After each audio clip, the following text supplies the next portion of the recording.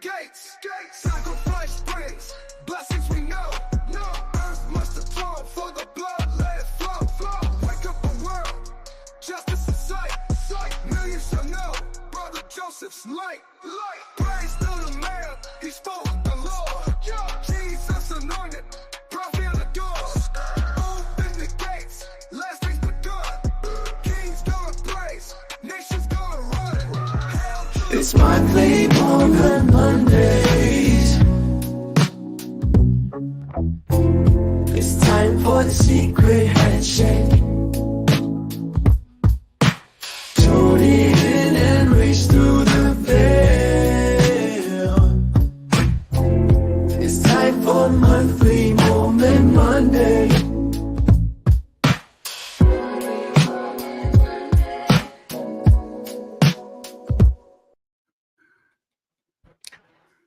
It's another, we've got a little banner here. It's another monthly Mormon Monday, and we've got a special guest. It's not just me, Paranoid American, and Heidi Love from Unfiltered Rise, but we've also got Exmo Jo, who has been trying to convert. He's been trying to convert me to Mormonism behind the scenes. You don't know this.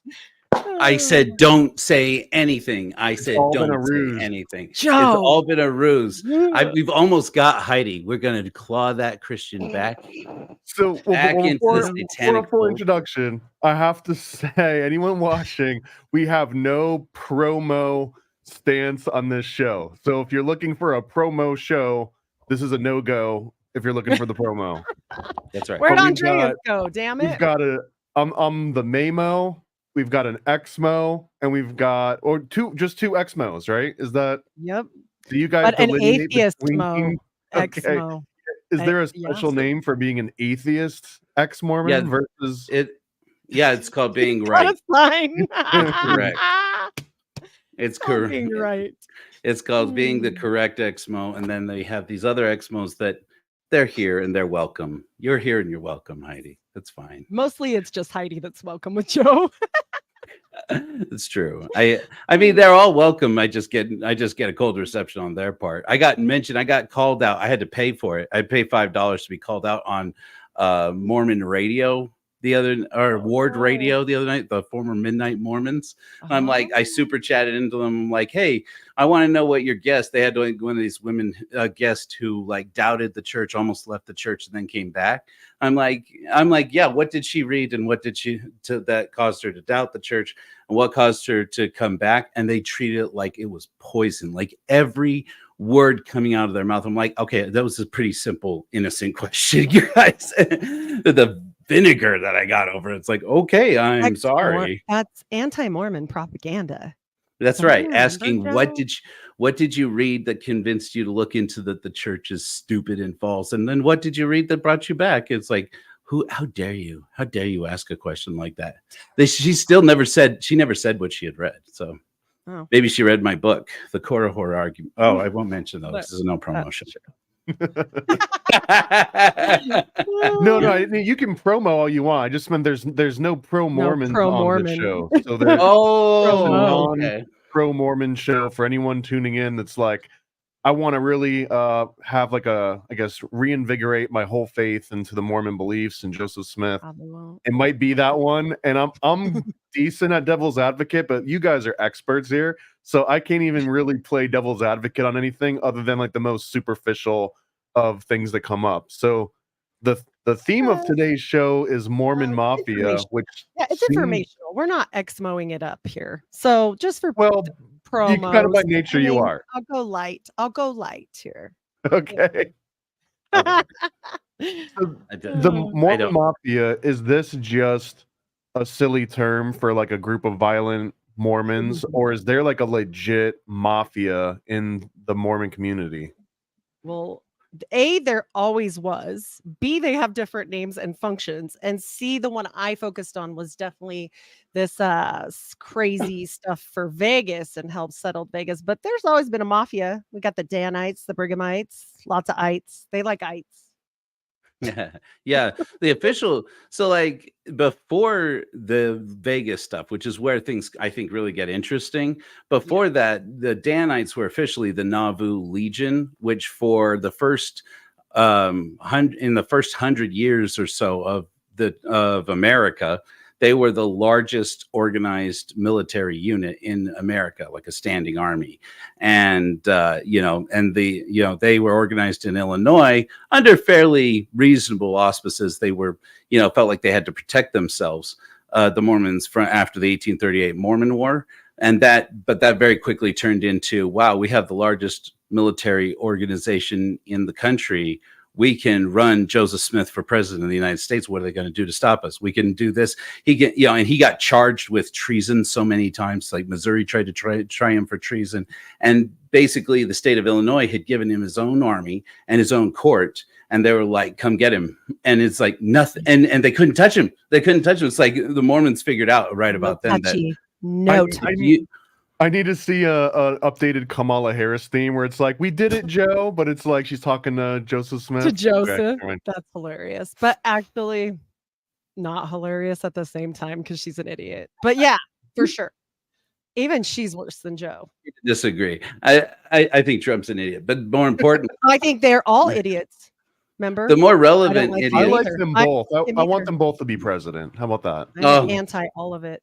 I'm for all I thought you went hard paranoid American. I thought that you had the true stances, man. Now I doubt. Oh, no, no, go ahead. I'm an anarchist. Be an anarchist. One of the interesting things that interestingly brings this whole Mormon Mafia thing into the current election cycle, and really current, is that, well, of course, was it yesterday or the day before? What are we calling this Monday? And even though it's today. No, yeah. No, okay. No. Whatever. It's just something that happened. But wasn't yesterday officially Robert F. Kennedy Jr. dropped out of the race and endorsed Trump, right? That was the brainworm, actually. I've heard. That was the brainworm was speaking. Yeah. I think it may have been, actually. It's either the brainworm or the drugs. It's one or the other. Or the withdrawal of the drugs, I guess. Yeah. But the thing is, that's all tied up in the Mormon Mafia, right? Because do you want to talk about that? How did you know about that? That gets into JFK and Romney and blows up the whole world. But I didn't focus as much on that as I did on the old school. But I do have a cool Romney picture from back in the day, tying him all together with a nice little bow, even though I heard he's not so active. But that's interesting. And I don't think he's active, but I do think that he is. He definitely is connected. Gosh, there's so many connections here. Okay, so basically, there's been a long running rumor. If you like conspiracy theories, this is a good starter. That we won't have any of that on this show, sir. Oh, okay, sorry. Yes. Bobby Kennedy, Robert F. Kennedy Jr.'s dad, of course, that he was murdered by the Mormon Mafia. That he was murdered by Howard Hughes, particularly. Howard Hughes, when he took over Las Vegas, moved into Las Vegas, and he started to try and kick the actual mafia out, discovered that Las Vegas, which was the whole region settled by Mormons, Mormon communists, frankly, sent by Brigham Young out there in 1850, failed once to establish out there and then came back out again. And that time actually managed to establish themselves in the Bunkerville area. And and Howard Hughes had a soft spot in his heart for Mormons. He really liked them because they didn't drink, and which was a pet peeve of his. He didn't like alcohol, didn't like people who drank alcohol, which is a funny thing that you would want to go out to Las Vegas and reshape Vegas image and take over Vegas, but you're personally opposed to alcohol. It's like, okay, guy, whatever. And so, but he started to replace people in his inner circle with Mormons, particularly Frank Gay and E. Perry Thomas. I have some pictures of these guys that would go great with this little chat. Okay, here. cool. Pull them up. Share screen. And then if you want to Google one that I guess it didn't save, go ahead and Google the current, because I know how you like to put things on the screen, that it still exists. The first Mormon settlement is still in Las Vegas, just so people know. So they can see it. Just 1 second. Maybe. Did it stop? No? Okay. I'm going to minimize you for a minute. I got to say, it does sound like a good idea to hire all Mormons as like your bodyguard squad, because you could assume that they're not going to be like getting drunk or like more importantly, falling susceptible to like the MK Ultra beta sex kittens, right? It's true. Well, maybe not. It might seem that way, but at the same time, if you know Mormon history, it's like Of course, you're gonna say that, Joe. Oh, okay, yeah, that's right. That's right. Yes, this is nice old Robert or Howard Hughes posing. This like his most famous picture, right? But also I included on here what Joe is talking about, which is the Desert Inn. Howard showed up in 1953 and he leased a small 5-room cottage near the Desert Inn called the Greenhouse. And he lived there for a year. And then he came back and lived in the Desert Inn. And he also was severely OCD and crazy. And he told the people at that little greenhouse they could never change it and had to keep it exactly perfect, exactly the way it was, though he never returned there, which was fun. And he instead came to the Desert Inn. They ended up having to block out the top 2 floors because he was so weird that he would walk around naked and like crazy and on drugs and like had crazy toenails and all these weird stories. Like it's a whole deep dive with his mental illness if you want to get into that. But this is in fact the hotel he stayed in, and he decided that because they were annoying him because he didn't want to leave, that he would just buy it. So he did. Misses him later in life. Things went drastically downhill, and I think it's important to share this, and we'll get it to it later. But he was 6'3", and he weighed 93 pounds when he died, under very suspicious issues and drug overdose type stuff. But it wasn't an overdose; it was kidney failure, but they didn't know why. Also, antifreeze will do that. But anyways, so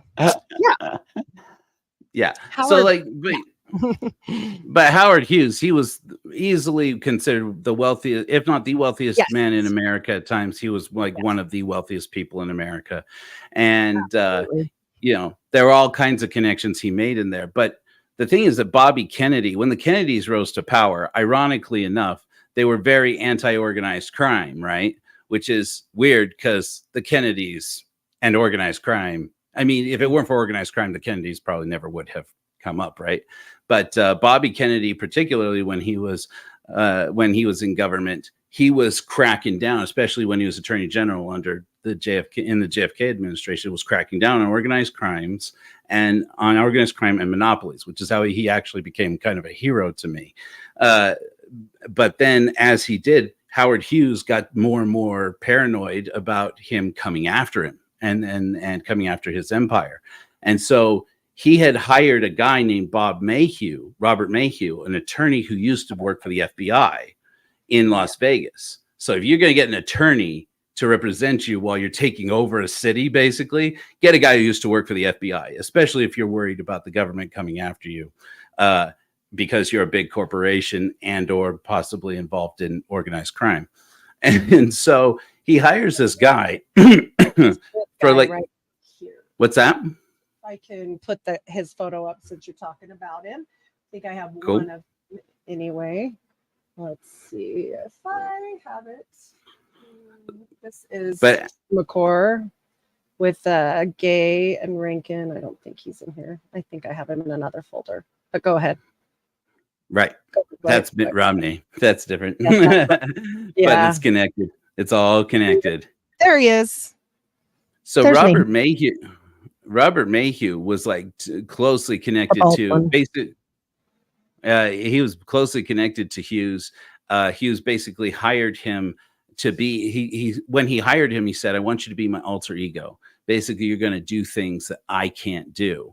And so he worked for him for 15 years. Doing all of his background stuff, right?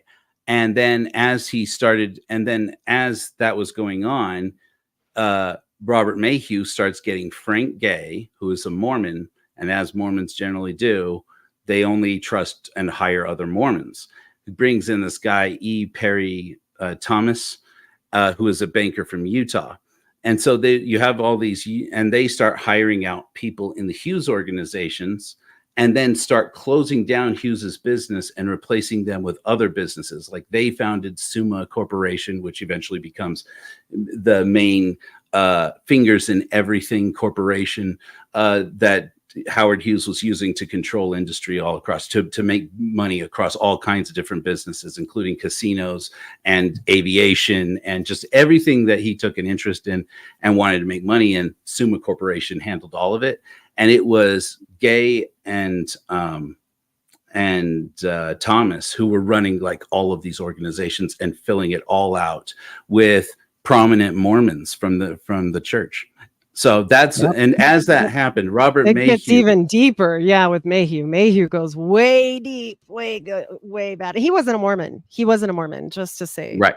Mayhew wasn't. He was like one of the only Interestingly enough, considering that he was an FBI agent, which at the time he was an FBI agent that like they filmed actually Mission Impossible like on his life, and he worked for Nixon, and he was involved in NASA's scandal, and it was a whole. He was involved with the King of Saudi Arabia. He is a former spy. Lots of things. Lots of politician connections. Suffice it to say that he knew where a lot of the skeletons were buried for Hughes particularly too. Definitely. And then, but he really only worked for him for 15 years. And in 1970, I think it was, basically this group took over the group that were running Hughes businesses. And he thinks that what happened is that as Hughes got older and older and got sicker and sicker and sicker, these guys started addicted to drugs. Yeah. Bad. Well, yeah. And his OCD, whether induced by drugs or just because he had OCD, it ramped up to the point where he couldn't leave the house, couldn't take care of himself, couldn't feed himself. And yeah, people said like he would walk around naked, gaunt, like he was falling apart. And that was like that was made to happen to him, or do you think that he naturally degenerated on his own? I think that as a nurse, they were over medicating him, and he was known to actually have broken off hypodermic needles in his body. You don't do that to yourself. Like that's from a shot that was not given to you by yourself or willingly, by the way. To break a hypodermic needle off at that time frame in time, like they were big and they were very strong back then. And I mean, he had multiple broken off syringes of needles found in his autopsy, which they should have offered him some Krispy Kremes or some poutine and no more broken needles. Well, the thing is, he would only eat like certain things like ice cream, and he wore Kleenex boxes on his feet. So I do think it was like a real thing. His mother actually made him this way. I actually think his mom had Munchausen by proxy. And she was so crazy when he was little about him getting sick that she made him completely nuts later in life. So he was terrified. Also, is Trump a germaphobe? Like Trump, a germaphobe. And he was so crazy about it that he was known to burn his clothes if he had gone around somebody that was sick, like immediately, and go naked. He didn't give a shit. I do that whenever I come home from Walmart. Yeah, same. I mean, got it. We have like a delousing station that leads into the house, and there's like a Mop 5 station. Yeah, just gotta you spray down like a radiation. Yeah, no, it was sad. It was sad, and I don't think anybody would have done that to themselves, because you would be careful and just get the shot in. And he had, by the way, this Mormon Mafia had shifts, 24-hour shifts split into 8 hours for each person, with nurses as well at bedside. So this was like a very tight ship. I mean, they were making sure that he was taken care of, although he had bed sores and weighed nothing and was totally sick. And so I just need to slow the pace down here, because you guys are experts on all this, and this, like, I'm kind of learning. I know about Hunt quite a bit, or Hughes, because I was doing a deep dive with Cheney on like his ties with deep sea travel. He didn't just make planes, he made like submarines and stuff. But the people that actually, let's say that we go into the theory that he was confined and like people were keeping him in this hotel and they were sort of like drugging him, and was that the Mormons behind that, or were they just helping facilitate it on behalf of Vegas, or like who was actually behind it? I think it was gay. In my opinion, I think it was gay. Well, and gay being Perry, Mormon, was this because he was Mormon? So there was a Mormon well, influence, or was this like no, a gay thing? this is like a money thing. This is Yeah. all about where the chips fall, literally, because when we get into gay and we get into Perry, they're literally known as the kingmakers in Vegas. They were literally known to, so Perry, we haven't got to him yet, but he's coming popping right up. He was Mormon, and he was one of Perry Thomas. He's the kingmaker. He was the first banker to lend to casino operators, and they changed the rules and corporatized this. And this is how they got rid of the real mob, because Mayhew was the one that connected Howard Hughes to the mob, and he was the one that got him in with the actual mob to even buy the first like little bit, and that was through John Rosselli of the Chicago mob, and as well as Sam Giancano. I'm not sure if I'm saying that right. I'm sorry, guys. It's Italian. And so he had got him in with them, and that is how he made his first purchase. I believe it was the Sands on that one, but after the Desert Inn. And so, but soon enough, when Perry started lending money to people, it kind of got the mob washed out. By the 1970s, the mob was gone because the skimming wasn't working, because it was all corporatized. It became a corporate business. And why did it become a corporate business? Because Gay and Perry actually facilitated Hughes to buy all these properties underneath like their propositioning people for like their company and saying it's for them. Perry Thomas was doing this often, and they would not let people know it was for Howard Hughes. And so he would acquire these other properties by having them be actually nefarious. It was nefariously. And he should have never had a gaming license in the first place, because his OCD was so bad that he refused to be fingerprinted. He refused to have his picture taken. He refused everything you're supposed to do, and he refused to do any contracts. And so Hughes was just a mess this way. I mean, they really could have gone crazy with it, but they didn't. They let him do it because he was so rich. And plus, I mean, Mayhew there's all kinds of CIA back. We're going to get into some crazy shit, but like for the corporatizing part, I believe Gay and Perry ran the show. They kicked Mayhew out. They didn't need him anymore. He brought the mob ties dissipated. Boom. It's all corporate. And this is why I believe this, because what he mentioned with the Summa Corps, the board of the Summa Corps was only including Frank W. Gay, Chester Davis, Nadine Henley, John Holmes, Lester Mylar, and they were the only two that ever saw him. But actually, Hughes himself was not even on his own board. He was not even on his board. So, and they were actually branching off and making other corporations without his knowledge with his name on it. And that was Gay that did that. And Gay actually opened up multiple Hughes like companies that funny enough, had to do with computers. And I know we all know about the Mormons and their damn computer schemes, but whatever, like, and that failed. Yeah. That's a whole thing, though. Like, if people want a rabbit hole to go down, there's a guy named Robert C. Gay. He is the son of Frank Gay. Okay. Yes. He is currently as of 2012, he was ordained into the presidency of the 70s. So he's like a middle management.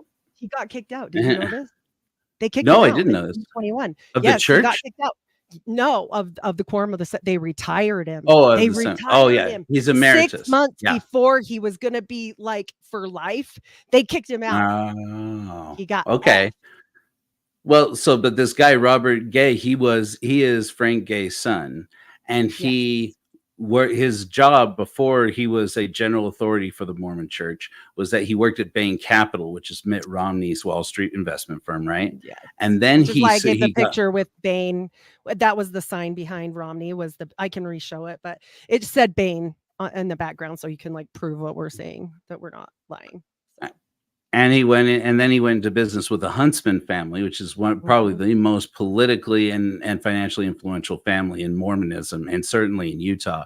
Of course, John Huntsman Jr., you may have heard of, he ran for president back in the day and as a Republican, and he was also in the Obama administration before that, but he was governor of Utah before that, and, very connected, right? And then, but he started a a venture capital firm with the Huntsmans out in California called Huntsman Gay Capital, I want to say it's called.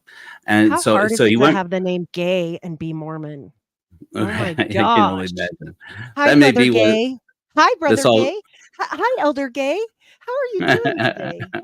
Sorry, I had to. Okay, go I forth. told you my name is Elder Rollins. This is the last time I answered Elder Gay. I know. Okay. But the thing is, he goes from Wall Street investing, making tons of money with the firm that is now that really consulted with Ensign, what becomes Ensign Partners in here in Utah, which is the Mormon Church's secret Wall Street nest egg firm that's worth at least $250 billion, I think is what the final tally is. So it's like, that's where their wealth and power, they're basically trading on behalf of all these wealthy Mormons, including the church itself.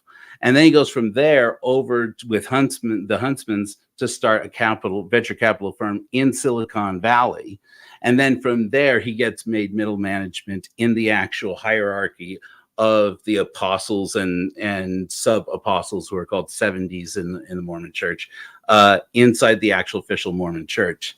And it's like there's something going on here. This is being connected into the Mormon business empire. It's you're making it sound like they were just in it for the money or something, man. Well, but also Sumo Corporation had huge ties with the CIA. They were running a helicopter and like aviation thing for the CIA, and there were known contracts for the CIA that were secured and continued. And this goes into Robert at a later point, because they are saying that he has affiliation, if not indeed was in a 3-letter agency. So I mean, I can't prove that, but the rest of them I can prove that Gay was, and I can prove that Mayhew was, because they both have it in their like Wikipedia. Even it's known that the one was a spy and the other one was a paratrooper in as a skier when the war happened. And so this was like a known thing. This is like all over the internet. So it's not like Heidi made it up. I know I'm a conspiracy theorist, but that's a real thing.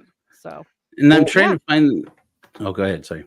Well, I just want to say, that was it. Since we're talking mafia, I had to bring in. This is what happens when you have a live stream. We're gonna bring in another person, Tommy Truthful from Truth Mafia, longtime friend. He is a mafia expert, at least a modern day one. So here's Tommy into the fray here, man. What's up? On. How y'all doing today? Good. How you doing? Good. I was just. Don't know if you know each other. This is Tommy. This is Heidi Love, and this is Joe. They're both ex-Mormons. And Tommy's a longtime friend. He's deep into conspiracies. He's awesome. Probably the biggest expert that I know on gematria and just making like crazy connections. So you guys will be able to mention like a name or a date, and he usually can link it to a million things. Like boom. All right, sounds good. I heard you guys talking about the Mormons. Did you guys mention the order? The United Order? No, the order is it's known as the Kingston clan. It's like a secretive group. That's a separate. These guys were mainstream, but yes, the Kingstons, yeah. The church didn't affiliate with each other. Like the Kingstons had already split from the mainstream church. So at this point, if they were doing dealings, it would have been way under the radar, but I don't think they would have, because the Kingstons think the real regular Mormons are going to hell. So I don't know that they would talk to us. It's like they're one of their most secretive organizations. Supposed to be like kind of like the Mormon Mafia, right? Yeah. Well, I mean, in this case, the Mormon Mafia that we're talking about is the Howard Hughes thing. There are different organizations that have been referred to as the Mormon Mafia, and the Kingstons are one of them, and they're still active. They are an active and frightening group, frankly. I mean, is the mafia that we're talking about in Vegas with like tangential to Frank Gay? Are they still in business too? I think there may still be ties, but he should know the names. So John Roselli of the Chicago mob and Giancana were the ones, Sam Giancana were the ones that were associated with Mayhew, and that's how they got pulled all together to even start this whole thing. And so Sam Giancana was running it for Al Cardo. He was really like an underboss to the organization of Chicago, but most people probably don't even know who that guy is, Al Cardo. Right. But that's who the contacts were from Mayhew, who was a spy for the CIA. And he had these contacts from a previous situation. He broke away from the CIA and started his own investigation group. And the only reason why he even got brought into Howard Hughes's life is because he thought his wife was cheating on him, even though he only spent 20 minutes a day with her and he was super crazy. He just liked to stare at her and then she could go on her way after 20 minutes. They didn't live together. It was super weird. But anyway, so that's why Mayhew even met Howard Hughes. And then this all goes from there. So yeah, he was CIA. Yeah. And the thing is that one of, and who knows if this is true, how true it is, but it's one of these things that gives you pause, even if you, like me, don't jump for a conspiracy theory, as Heidi knows, is that one of Robert Mayhew's, I'm trying to find the guy's name, but one of Robert Mayhew's associates, close associates, was the one who came out and said, like, before he died, that he wanted, and there's a video on it on YouTube somewhere. He's like, I just wanted to say this, before I'm gone. He's like, because the Mormon Mafia has been working us out of the system this whole time. And he said, but the assassination of Bobby Kennedy was totally orchestrated by the Hughes organization, which is like, seems strange because, like, okay, Bobby Kennedy was not popular with Hughes. Hughes was not, Hughes was afraid of him, obviously. But by the time that happened, Hughes had basically lost his mind. He had lost all contact with reality. And it was Perry and it was and Gay who were running his whole empire. So if they hadn't done in, is it this Mormon connected group that had Bobby Kennedy done in, and why?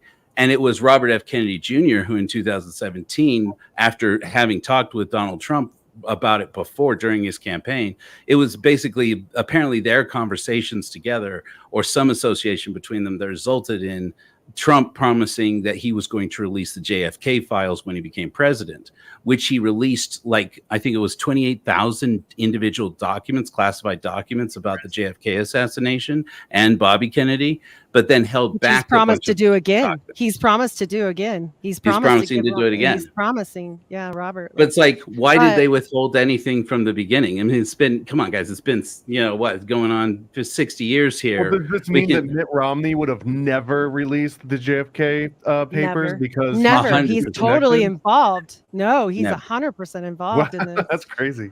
There's too much. There's something shady going on there. So you guys don't think Trump's involved at all? You think he's good? No, I think everyone's involved. No, me too. No, I definitely think Trump's involved. I'm an anarchist. I think they all I don't trust none of them. I don't trust none of them. Yes. Tommy. None of them. They're all. They're all. If you look into their lineage, they all have ties to the noble bloodline. So it's a modern day Lord. They're Zionists. It's nobility. I don't know about that. I have my political ideals that probably won't fly. Me and Tommy get along. No, this is what I say is fact. I've done many breakdowns on their lineage. Even Trump, he can tie his lineage back to all the way to Charlemagne. So to say like this dude is not one of the elites is crazy to even say. Yeah. Well, that's crazy to say. I think you're right about that. Obama's related to 9 of them, bro. You know that? Oh, he's a Bush. He's a Bush. Yeah, they're all cousins, bro. This little girl did an amazing documentary on it. She's like a 11-year-old, and she did it for her school project, and it went crazy viral. I think it's got like millions of views, but she's just a little girl, and she did the whole genealogy of every U.S. president and found out every one of them are related, even if it's like Mormon. Distant cousin.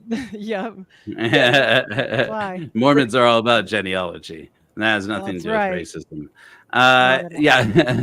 But the thing that was interesting about it was, Mayhew revealing that, and his associates revealing that Bobby Kennedy was potentially assassinated by the Mormons. Is that the Mormons at the same time are connected deeper and deeper in with J. Edgar Hoover and the Mafia, including the guy who becomes prophet in the 1980s, Ezra Taft Benson. Yep.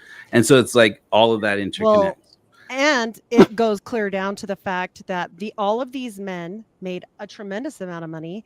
The will comes into this, which it becomes the infamous Mormon will scandal, lasts 34 years to be settled because Gay, who had the most backing for the church, was like, oh no, it never happened. Because at this point, he is over a foundation that's a nonprofit, and he has more power and control by saying that will isn't real than to fight for the will for the Mormon church. And so he backs away from the church, doesn't support that all these tons of money go to church, which supposedly just showed up on his doorstep of the prophet. And they just were like, no, it never happened, because they wanted to keep what they had built. They literally built there would be no Vegas without Howard Hughes, and there would be no Vegas without these two Mormon men and Mayhew. And it's interesting though that because what you're saying, because like I said, I don't go for a conspiracy theory, but this is weird. Okay, is that Robert F. Kennedy Jr. has now endorsed Trump, right? Mm-hmm. Trump promised to release. Friends.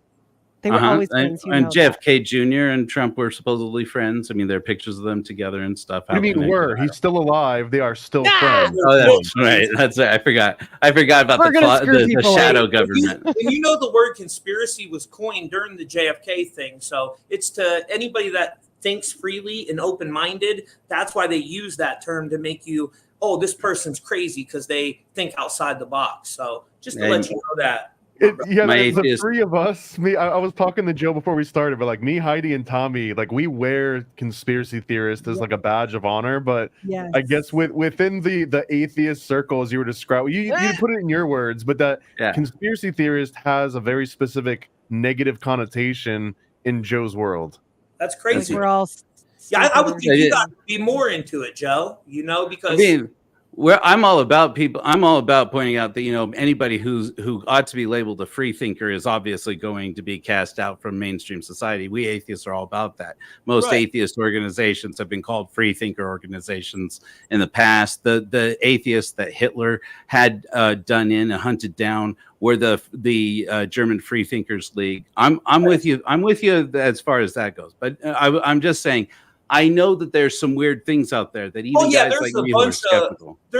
One thing I will tell you, Joe, and you're right about the conspiracy free truth seeker movement is one of the most infiltrated movements with Central Intelligence Agencies, and they flood it with a bunch of lies. So that part of it, you got to be careful. Well, I do know about it. I do know about that. But this is what I'm saying about this is weird though, is that Donald Trump had promised to release all this stuff about JFK, apparently because of his association with RFK Jr. And then he released a bunch of anemic crap that doesn't really reveal anything. It's like, oh, okay. So everybody will go, oh, okay. So it turns out all these JFK conspiracy theories are nuts.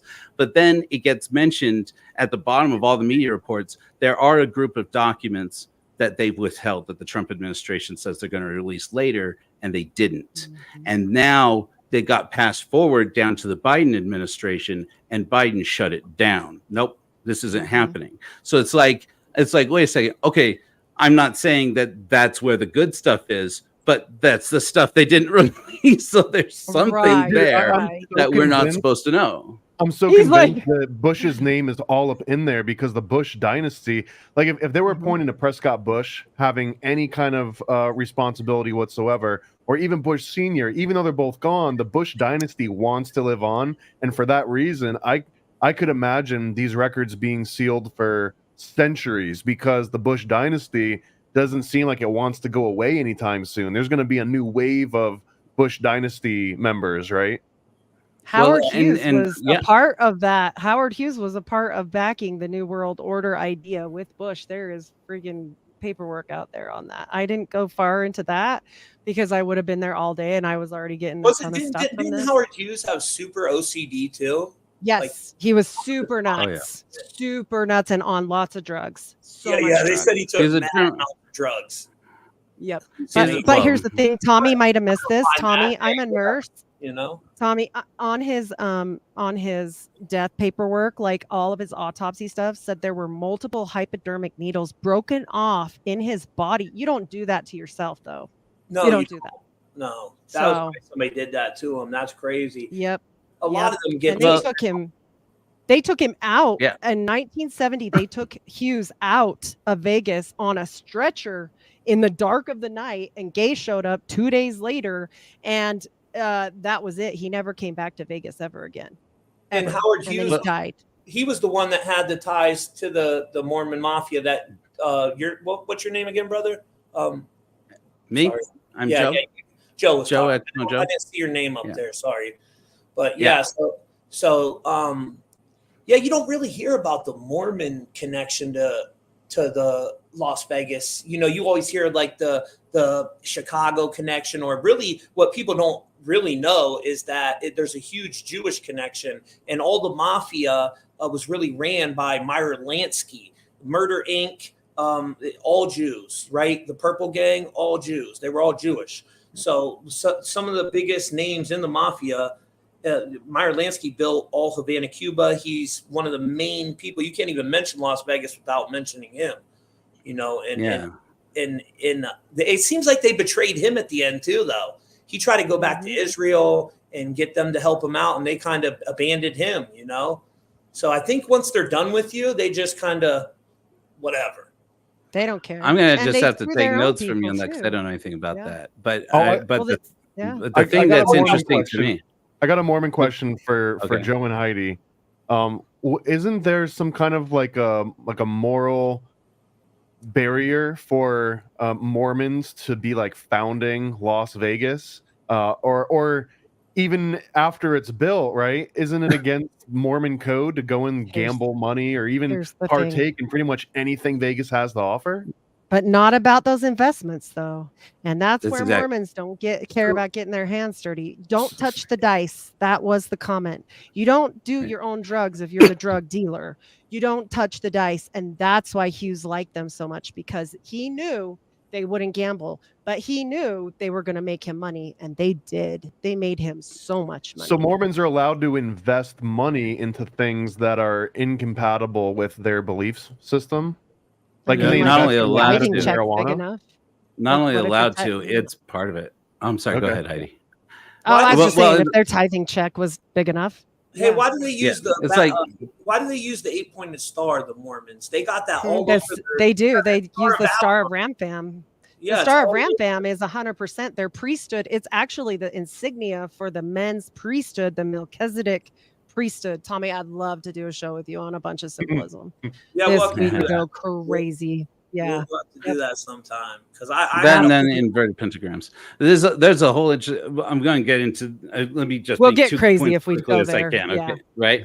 So, but that's why I mentioned this Robert C. Gay connection. The guy who is connected into the mainstream Mormon church here, is that if the Gay family, the Huntsmans, if these people, these prominent Mormon billionaire families, and possibly including the Romneys, are in any way connected into the assassination of Bobby Kennedy, isn't it interesting then that he worked in venture capital in Palo Alto, that he worked with Silicon Valley? They may have investments in everything from Facebook. I don't know how much what all they have invested. The number one holding for the Mormon church right now is Tesla, and their boy is Elon Musk's really good, like Jeremy Birchall. Yeah.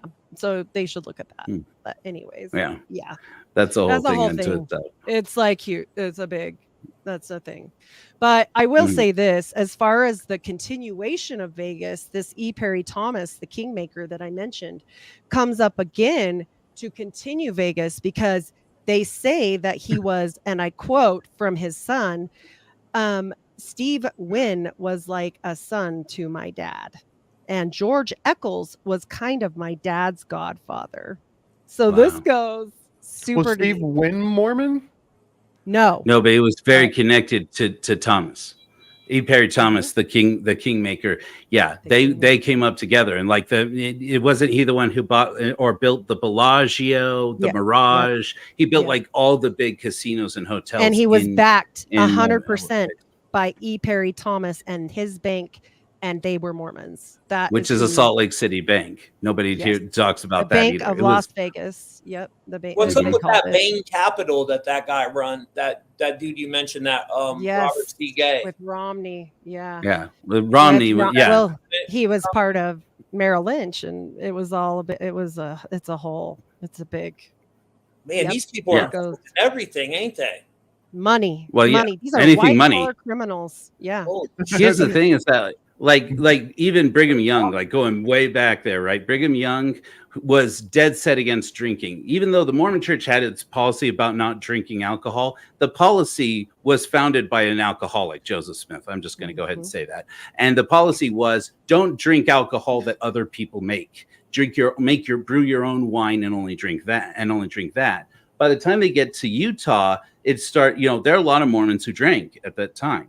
And it was Brigham Young who was against it. It was Brigham Young who was like, if you drink whiskey, you are as bad as a horse thief. And they hung horse thieves. So it's like, and so from there, that all becomes a big part of the Mormon identity with Brigham Young. But then even Brigham Young himself, one of the first businesses he starts a vineyard in Salt Lake City. That doesn't work out very well because you can't grow grapes in Salt Lake City. What the hell is the matter with you, right? And then at the same time, you have Brigham Young is connected through various channels into the brothels that start up in Salt Lake City and the church involved in these brothels. So it's like, yes, it's one thing about do what we say, not what we do, and also do what you want if we're going to make money off of it. And so they're very much like the Jewish with the Goyim. Like they're going to do what they're going to do, but not to their people, but like to others, right? Like it's very much like that. And Tommy, you brought up Jewish people, and Watergate was. I wasn't talking negative, but I was just saying. No. Just that it's right. I'm going to just bring up a player. Meyer was a well-known piece of the Watergate issue, and also Hughes was a huge part of the Watergate issue and why it broke down. And so there's connections there too. Yeah, I don't want no smoke with them. You know what I'm saying? I don't want. I'm not. I'm just stating facts, people. I'm not against anybody. I'm just stating facts. Yep. We're probably wrong in our facts. We probably need some alternative facts. We're probably wrong. Wikipedia. Yeah. So a little bit of re-education. Hey, but that company that he started as of 2023, they've made $185 billion through that Bain Capital shit. Yeah, that's right. That's exactly right. I mean, and there's no denying it. It's like at the same time, though, you got this conflict between Mitt Romney and the establishment Republicans and or the MAGA crowd on the Trump crowd because of his positions on when he voted to convict Trump during the impeachment hearings, right? But it's like at the same time, it's like if these guys are all guarding secrets about what happened to the Kennedys. And what happened with Hughes in Vegas, and Trump is as involved in that as anybody. Trump owned a casino in Vegas, right? And supposedly, how much he actually owned? Well, that's a question.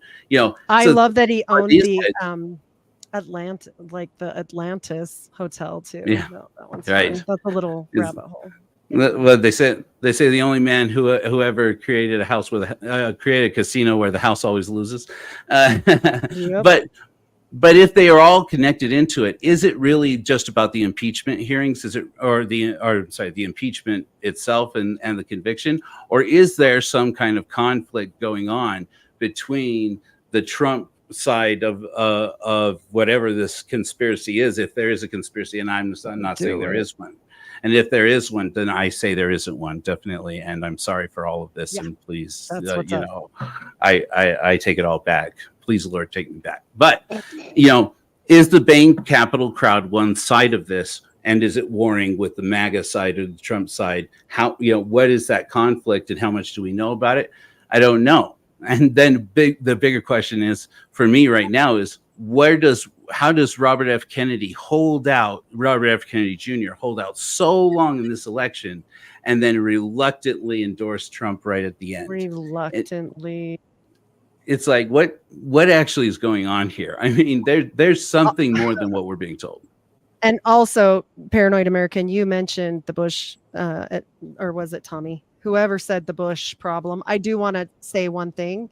George H.W. Bush threw Zapata oil met the Mormon Mafia, and was leasing the islands from Howard Hughes to do CIA raids on Cuba. And that is factual. You can Google that.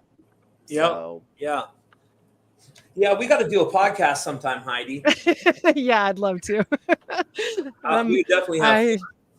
I'm a nerd. Yeah. So what do you think, Joe? What do you think is behind that whole thing you just mentioned with Trump and all that? What's your theory? I don't know. Anyways, I know you gotta have theory. You want me? My man's gonna try to rope me into promoting a conspiracy theory. No, actually theorize. Come on, I don't know. Joe. It's yeah. If I were to guess, I would say there is something to do with the billionaire class protecting their own. And so is it that Howard Hughes was through the Mormons or through his own endeavors somehow connected into a bunch of billionaires who are still billionaires today and still prominent today. You have the Gays, you have the Huntsmans, you have all these Mormon billionaire families. And then there was this whole, but the thing that really is interesting to me then is that you remember Evan McMullen, who's supposed to be the good Mormon guy, right, in this whole thing. You remember Evan McMullen? Ran for president back in 2016. Yeah. I'm trying to think. I can't picture his name. Yeah, so he had a little shaved head, well, I'm pointing to my own, but he had more of a shaved head. Yeah. Okay, go ahead.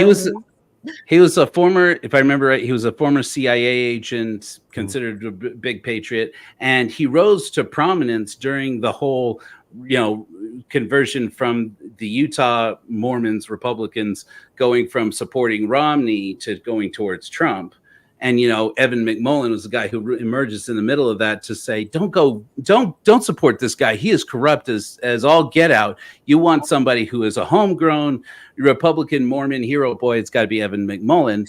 And somebody during that election cycle, they accused him, said, oh, this guy in the Mormon Mafia, they're such, creeps. And that was the first time a lot of people had heard the term Mormon Mafia.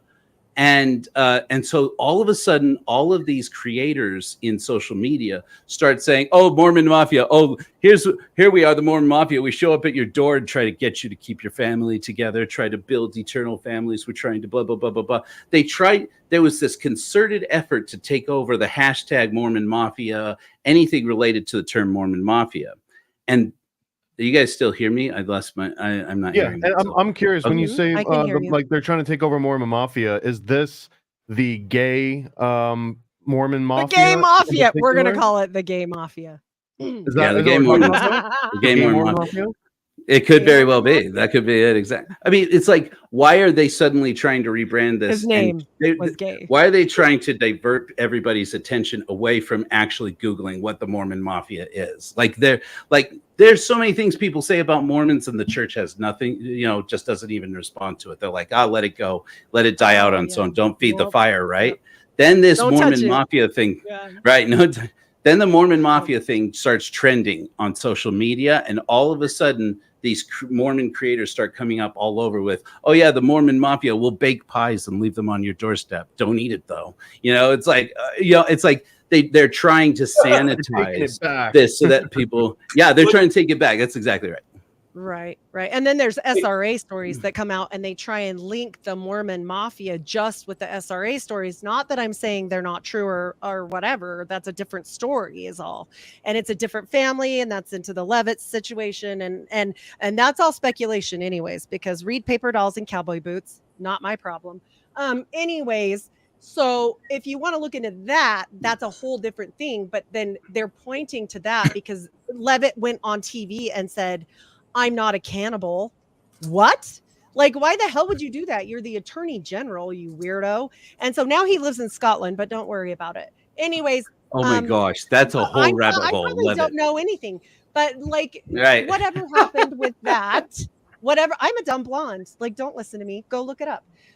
So here's the thing is they're trying to shove it off to that because they don't want you following the money. They don't want you following the CIA, and they don't want you looking this stuff up. Period. That's what's up. Right. Like it goes. Yeah. If you ever have an extra episode to do a conspiracy theory story on that's even I am going to go, okay, that's interesting. There's something going on there. It is this Levitt scandal with the guy who buys the Spite Castle in Scotland, despite the other guy, who's taken on a false identity and conned a whole bunch of Mormons out here. And it's like this ongoing feud between these two and how they're connected. It's like, it's a super fascinating. By the way, the people in this book that I just posted the name of that were accused of wrongdoing are the current Russell M. Nelson's daughter and her husband. So that's interesting. But, I'm probably crazy. Whatever.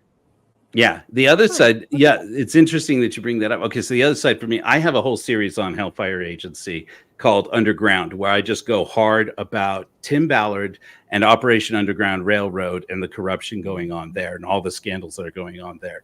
And one of the things that I haven't released the episode on yet, is this documentary put together by the Joseph Smith Foundation, which is the Stoddard family. It's called Statesmen and Symbols, all in letters that are supposed to look like Hebrew letters, which I'm sure the Jewish community is ecstatic about. But basically, it's you notice this markup here, this thing over the Nauvoo temple here.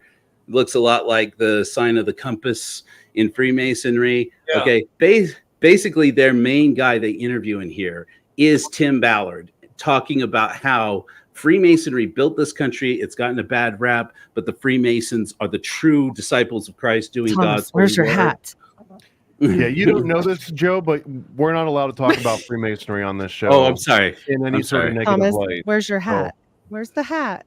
You're lucky we are not live. You're lucky we're not hat live. on. Put the hat on. I don't have the hat to reach right now. What are you doing? It's not around. That's our honorary Mason right there. So, I don't trust nothing. Joe's eyes just got big. I mess with him though. I mean, so far he's been an honorable stand-up dude. So I judge everybody by their character. You know what I'm saying? Same.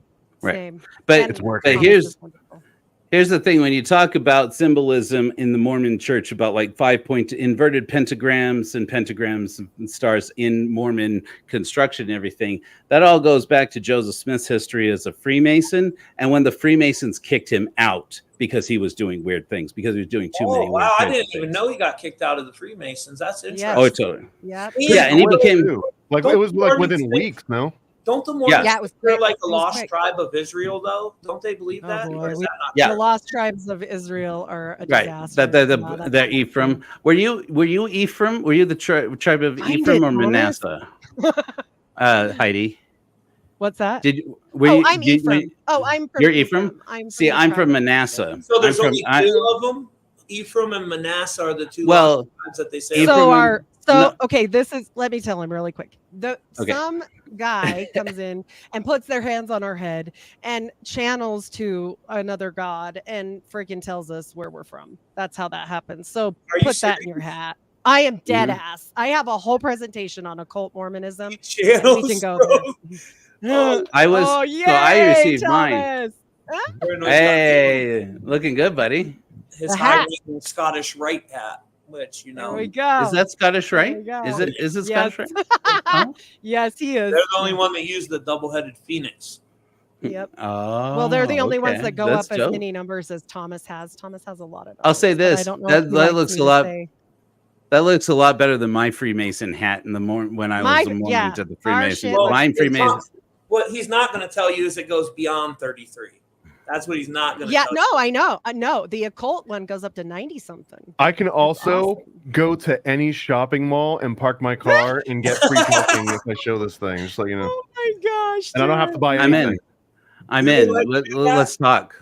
I'm in. I'll go. At a time we were anyway. And you get into hospitals free because they build hella hospitals, don't they? That's all the Freemasons are always. But you can't join up if you're an atheist. This is why. This is the conspiracy. This is the conspiracy against me. Just a higher power. Keep atheists, free thinkers like me out. I think that you probably could in that fake masonry that they've got over in the UK. Like they'll just let anyone in over there. So if you really wanted to become a Mason as an atheist, you just go and join whatever weird, creepy, like British version they got. Thanks. That makes me feel great. Thank you. York, right? Paranoid. What about York, right? Is that who you're taking shots at right now? No. York Wright is definitely not one that you can join if you're an atheist. That is the opposite. In fact, York Wright has a specific degree, the Knights Templar degree, where it is required that you vow to defend Christ, like with your life, essentially. So you're not even allowed to join that degree unless you fully submit to Christ. Oh wow! Can I ask you this, Tommy? Okay, because like all my research turned up nothing on this. Okay, but it's known that that the actual mafia, the Italian mafia, not the Cosa Nostra and all that stuff that's mostly just Hollywood anyway, but the actual Italian mafia. That's where my people are from, Palermo. Okay, but the story goes, it's said for a long time here that the Masons and the mafia were connected at the hip in Italy, and that when they came over, I don't know if the Chicago group or the New York group or whom is more connected. They still are. You're talking about P2 Propaganda du Lodge, which was the one that was basically God's banker. It was a cross between the mafia, Freemasonry, and the Vatican's banker. It was again, money flowed like wine. Mm-hmm. Wow! Follow the road to Rome. Look, they're all still working together, man. The CIA, the mob, all of them. You'd be dumb to think they're not. That's just how power works. You know what I'm saying? It's not a conspiracy. It's if you want to run an empire and control people and not have the peasant class murder you, then you got to control the shit. You know, it's bread and circus. Keep us entertained. Keep us fed. And that's what it is. They don't care if the entertainment's a lie or not. They'll there you go. You know, most of the shit we see on the world stage on the news is bullshit anyways. Excuse my language. Say this. I'll say this. Donuts up in the house. Our honorary Jewish brother. We got our honorary Mason and our honorary Jewish brother from the Truth Mafia. Awesome. What's that noise? They got us, guys. The Mormon Mafia's after us. Duck. Everybody bail. Oh, no. Like I said, I'm just a blonde girl. I don't know anything. Don't keister me like you did Marilyn. Donut? I don't know. Is that your donut? Yeah, it's donut. Donut. What the hell are you going? He wants us to say, "What's up, Donut?" This is what Donut does when he's not on camera. It's like, this is. Do you have pants on? Stand up right now. Stand up right now and show us what you're wearing. Oh no, never mind. I take it back. Donut, your mic's not working. It just keeps saying I or something. Yeah, there's something with your audio. It's like looping over and over. Have you been connecting to the Kennedys? If you said the name Kennedy too many times, they saw Donut and got scared. They're like, yesterday or the other day when me and Donut was going to podcast, his mic started tweaking out a little bit, dying, and so he'll probably just have to weird things.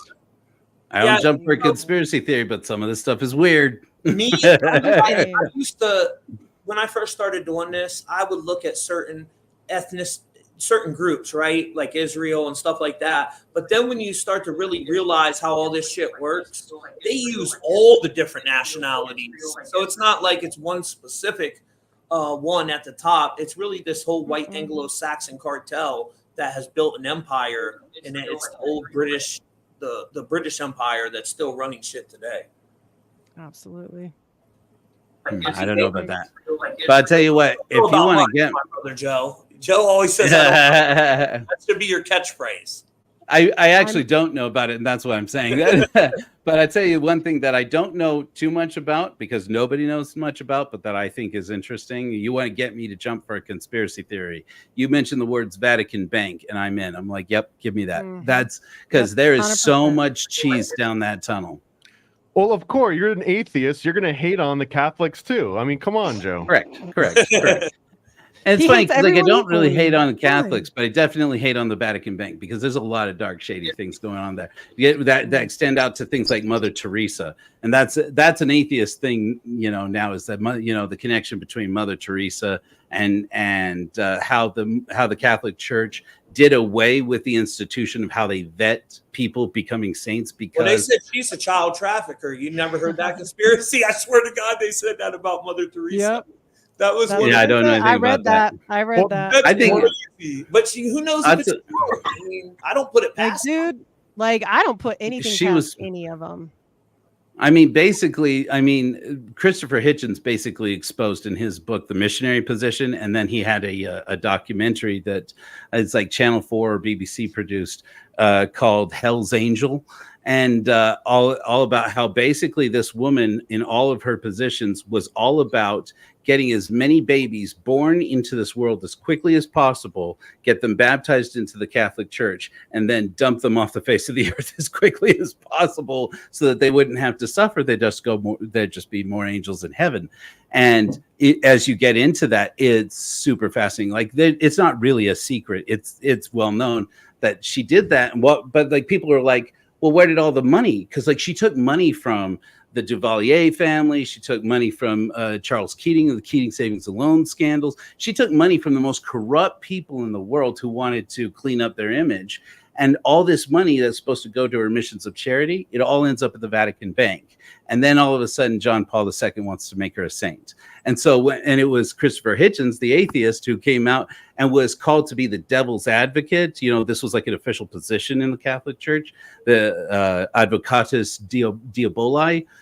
Their job, they were called upon by the Vatican to come in and say, okay, if the devil and the angels and his angels and the atheists are ever going to say anything bad about this person after we make them a saint, we want to know what it is now. And he laid out the case. This woman is not a saint. This woman is a terrible person. And because of that, John Paul II did away with the institution altogether, and that they stopped vetting saints using Advocatus Diaboli. So, and then, which is only worked out better for Hitch for the rest of his life, because for the rest of his life, Hitch told people, I'm the guy who retired the devil's advocate position at the Catholic Church, and it became like a huge point of pride.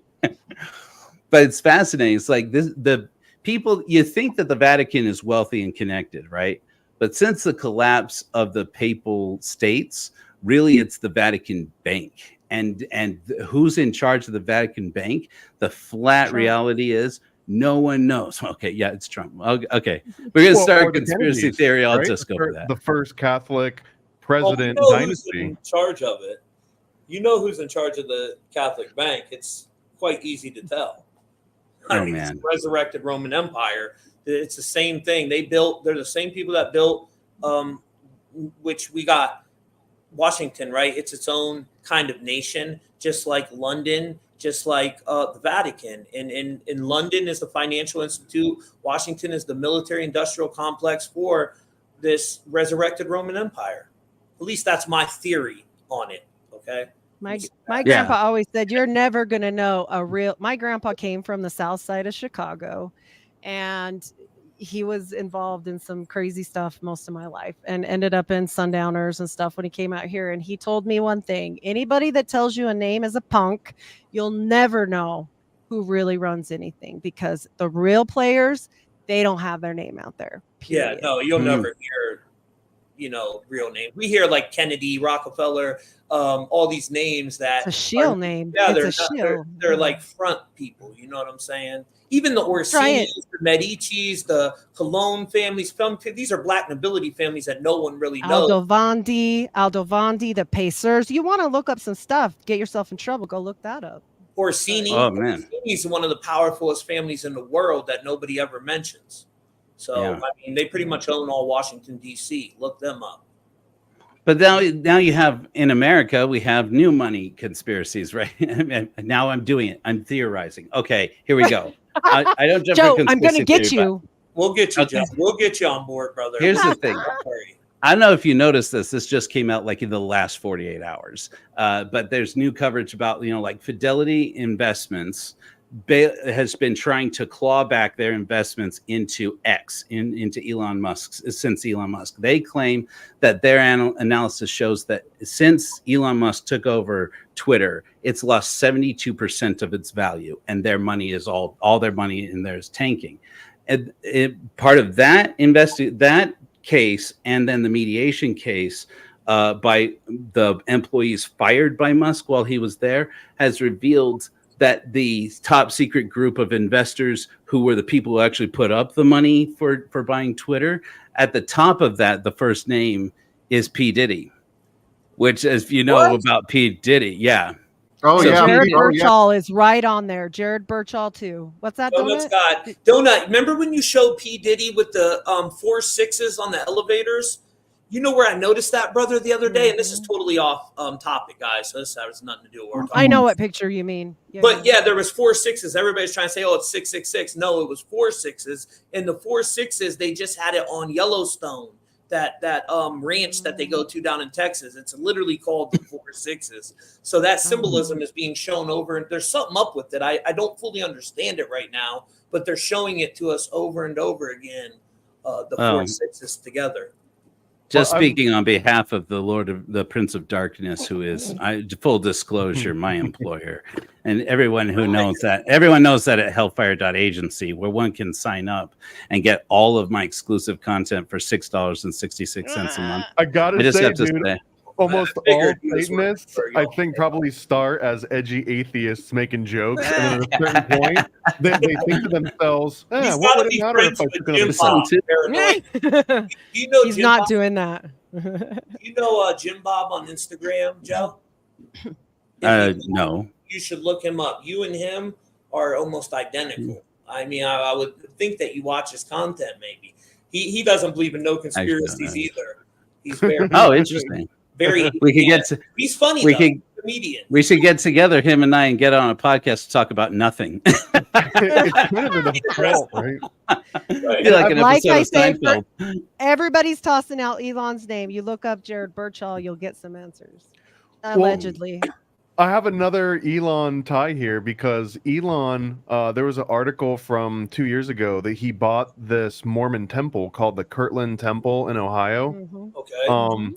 And it just seems like if Elon is following that same archetype as Howard Hughes and surrounding himself, or at least getting into business with Mormons, this Kirtland Temple purchase seems like a really obvious foot in the door.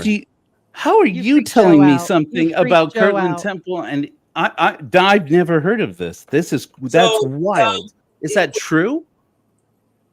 I mean, I Holy make most of the stuff up that I say, but yeah, there's an article from November 26, 2022. I'll pull it up here just so this one time I'm not just throwing Freemasonic lies out into the ether. The one, Oh my this gosh, is just the John first DeLynn time. did a podcast on it. Right here. Holy crap, how Elon do I not Musk know about buys this? the Kirtland Temple. Wow. But the church November just bought 26th. the church just bought the Kirtland Temple, and they made Or a whole maybe they bought to-do it for about $1 from Elon because Jared Birchall's his best friend. Right. For an They bought it- undisclosed sum, Musk is now the owner and CEO of the Kirtland Temple, its visitor center and museum. Wow, that's interesting. But that's crazy because they just bought it from the Okay, guys, I'm from telling you this. the and RLDS I'm for like 100 million. I'm allegedly saying this. Look into the Rotary Club. Look into Jared Birchall. Look into Elon Musk. And look into the stuff we talked about today. And allegedly, you might go down a rabbit hole. I will look into that. I wrote all that shit down you just said. So I can come on too, for Yeah, sure. yeah, But it's crazy. we'll do Yeah. we could do a uncensored one on Rumbles where we could talk about whatever. Yeah. Yeah, Now, there we go. We'll still have 40,000 people watch the video. So it don't Yeah. matter. Yep. That's it's interesting. very interesting. Yeah. Oh But my I got a god. question for you guys as ex-Mormons, because here's a big conspiracy. And it's been in the Donut. I'm sure you've heard of it, Paranoid American. I know you've probably heard of this. There was like these videos back in the day that used to go viral of an ex-Mormon whistleblower that he said the Mormons were involved in some type of witchcraft in the music industry where they were binding certain energies to the master tapes. They would take them into the Mormon temples. You guys remember that conspiracy? Yep. This is a John Todd with the pink conspiracy. room. This is this actually goes into what I said about the paper dolls and cowboy boots conspiracy. It's not a conspiracy, it's an allegation that had to be dropped because the time frame was too long. You guys need to look at that. And David Levitt, allegedly, who moved to Scotland, not alleged, he ran away. And the fact that he's not a cannibal because he said so on TV. So yeah, Right. yep, I did hear. Yeah, there's all kinds of crazy stuff with that one. So what do you think about it, Joe? Do you think it's just bullshit, conspiracy? I don't know about that. I like, and I don't, not just saying that, I am actually unaware of that. Well, that yeah, one in this was a particular. big one. Like the main video, if you look it up, if you can even find it anymore, it's probably got 200 million views on the damn thing. It went all the way. I mean, it was huge. Usually when stuff like that happens, I kind of step away from it because they control what goes viral. So it makes me think like, I don't know. But I also don't trust, me personally, I don't trust any religious institutions. And with that being said, I believe in the creator. I just don't trust organized man religious institutions. That's how I am as well. And Tommy, I want to tell you, to your point, that whole issue that I just said about the paper dolls and the allegations that were brought against him, it was a court case. It was dropped.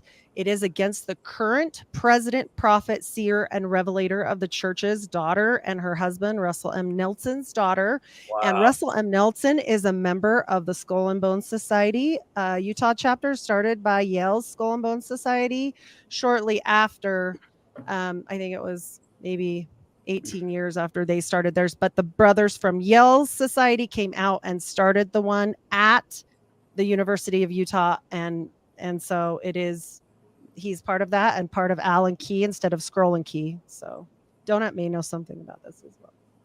There we go. He totally. So yeah, Mike, that totally. That's is totally your mic something. not working still, Donut? Is your mic not working? You just got it muted. No, it's not. It's broken. You're good. Oh, there you are. It's broken. There you are. Oh, thank goodness. It's I was coming worried I from- couldn't hear you because for some It's other coming reason, but from it's my- broken. It's coming from my computer. Oh, okay. I've been using the $25 microphone. Don't work no more. Yeah, you got to get rid of that one, I dude. gotta upgrade. We I still like- love you, I Donut. like what you guys are talking about. I've been listening, and I've been studying the mafia stuff as well. Can you hear me better if I'm closer like this? No, We can hear you. It's about the same. Yeah. Yeah, It's the about same. I've been doing some research, reading some books from some researchers. I wouldn't even consider myself a researcher compared to the books that I've read because they're so deep. People have done the work on the mafia connections in religious institutions. And see, me, I'm a big fan of Mormons, Catholics, Jews. You know what I'm saying? Like, I'm pro-religion. I think that people should, and atheists as well. I feel like He's a fan. If you have money and soldiers, he's a fan of you. You're all right in his There book. we go. Well, no, it should be, any free country should be freedom of expression, freedom of belief. Absolutely. If not, what are we doing? Are we communists now? You know, we can't. Maybe, but I just want to notate that They kill atheists too, just to let you know, Joe, communists. communists? What were Well, you saying, it depends on the communists you're talking about, but yeah. You guys don't I mean, fare well in The any Mormons. Uh-oh. Wait, And then you Donut sus- wants to say something. What was that, Donut? next up, Henrik. I just wanted to make that clear though, before because I've been studying the institutions and I never really wanted to bring up the institutions, but now it seems like the institutions are forcing our hands to talk about religion. And religion, what it is in an imprinted level through our nervous system. It's something that you can't just shake off. It's built in there like a culture. Give me the child at till 7, you show you the man, the famous, I don't know if it was Aristotle or whoever said that. It's the same thing when you write in your journal. If you write your problems today, all the stuff is the same stuff you would write when you were 7 years old. And this is a lot when the imprinting happens. And it's different than brainwashing as a cult. If I want to go join a cult, I can snap out of that rather than if I was put into a cult at a younger age, somewhere stuck in the autonomic nervous system. So I believe that the elite understand that people are imprinted through where they're born. If I ended up being born in Africa, I'd have a different religion than if I was born in America.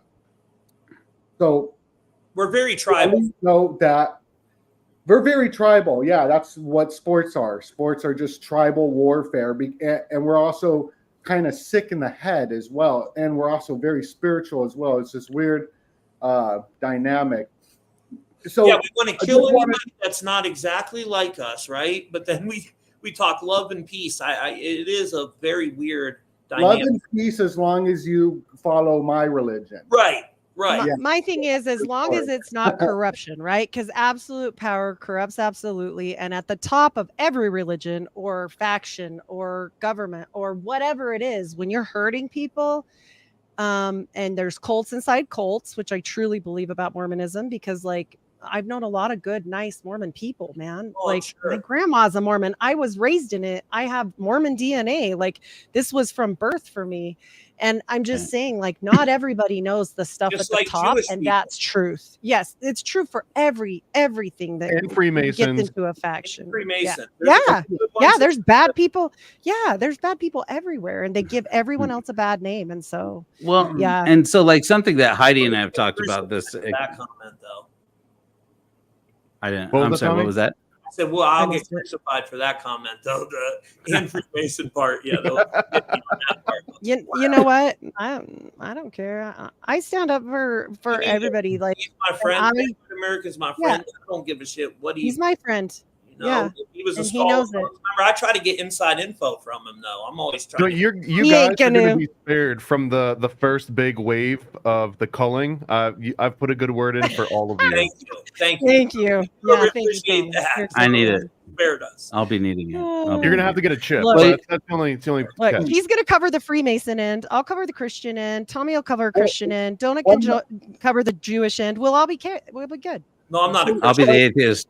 But I'll be just- the atheist who pops in at the end and says no one really all needs an bullshit. atheist One in God times, further. bud. No I'm one, an no one Gnostic. needs them. A lot of people leave out the Knights of Malta, which is super fascinating because Alan Dulles, CIA creator, was part of that. Skull and Bones was a Catholic order, I believe. Now it's a super sus order where anybody. Rothschild, Papal Knight of Malta too. So that's the thing. So the Rothschilds are Knights of Malta. So why are the Jewish bankers connected to a Catholic order? It doesn't make any sense. Why are the Mormons connected to a Catholic order? That's weird, It's right? camouflage. Yeah. So Yeah. this is the camouflage. This is the owl. The owl can hide. Owl and key is what the Mormons call theirs, by the way. Not scroll and key, owl and key. That's Oh, it. Yeah. Owl. That sounds Yeah. pretty Not like Allen key, not like you use, not like the little hexagonal tools. Owl and key. And the owl, yeah. Owl. Minerva. I'm- it's an angel. Yeah. Minerva. I'm curious. I'm sorry, I don't mean to talk over. I'm trying to Well, get this in casually here. But what do the Nevermos? I don't know if you guys are Never Mormons or like casual Mormons or whatever. But what do people who are in the, use a polite word, conspiracy theory aligned interest group aware of Tim Ballard and Operation Underground Railroad and the scandal evolving around that, whether it's to do with the Freemason side or more importantly to do with the Lori Vallow and Chad Daybell? Oh, we can't talk about that Connected today, to- Joe. I Oh, look at sorry. all that as We can't just a grift. I look at it as a huge grift, just like all these red pillars that are connected to the United Nations and Homeland Security. I just look at it as a great way to make money. Look, the whole Q thing was popping. Let's jump on this bandwagon, make a money. They made a ton of money. Oh, millions. I know people that became millionaires from that movement. Seriously. Yeah, And Right. so- this massive money grab, and now nothing they said ever came true. It was an algorithmic wipeout. You used any of them hashtags, all them content creators are gone. But most people are too stupid to realize that shit, don't I? Tommy, we're supposed to wait for the plan. Yeah. Sit on the couch and wait for that plan. Let me know how that works out for you. Oh They're my still gosh. waiting on it today. You know what I mean? No, it was sad. I What shouldn't we're laugh. talking about, it's like them freshly red pill people that Yeah. they really don't they think they know what's going on, but they don't. No, I think Donut's So, right. This all goes back to super old, like factions back in the day that are still here, that are underground, that nobody knows about, and they're actually just calling it something else. Like, Yeah, and they're not dedicated to a religion like a religious person or a land like France. A lot of these mafia cults, a lot of the history comes out through France. Why are they destroying France then? Why do they ship in people to cause chaos? because they're not dedicated to the land. Kind of like someone who's MAGA would be connected to America land. The elites, they don't care about the land. They go to another country, watch it burn, Yep. send the AI drones, clean it all up, Yep. and come back in. Like they're not nationalistic in a sense like that. They actually hate the national movement and they don't want us to have pride in where we live and stuff like that. And when I say I'm like I don't like politics at all, let's be anarchists. I don't mean I don't love America. I mean I don't love where politics has gone. Yeah, I don't like politics. I absolutely hate it. But I'm as far as my morals, I would consider myself more pro-life, conservative leaning. But I'm not a Republican. I would never promote that. I would never. I mean, it's divide and conquer. Red and blue. We can't vote our way out of this. This is a disaster. Like there's no way to do that because it's selected, not elected, and they have a plan, and their plans are going to continue. And this plan has been coming for a long time. This goes back to France. Yeah, it's a digital currency, and you won't be able to buy, sell, or trade eventually. It doesn't have nothing to do with religion. It's about power. Forget the religious part of it. It's about power. Just like China, they have a social credit score over there. That's what they're implementing everywhere. So if you want to know what's coming to America, look over to China, because that's the new world order where they test everything. So Japan as well. The men there just do not leave the house. They're addicted to the screens, and their family brings them food, and then the birth rate's collapsing. And that's what's going to happen to America. It's already happening with me. I can't leave my house. I just sit at Uber Eats and on the computer on Twitter. So we can see it happening in America. It is. He's right, though. It is. And we know now they got AI porn. They don't even need people to like do anything anymore. My friend, he brought up a very interesting point. He was all like, is it cheating if you're looking at AI, naughty AI, because it's not a human?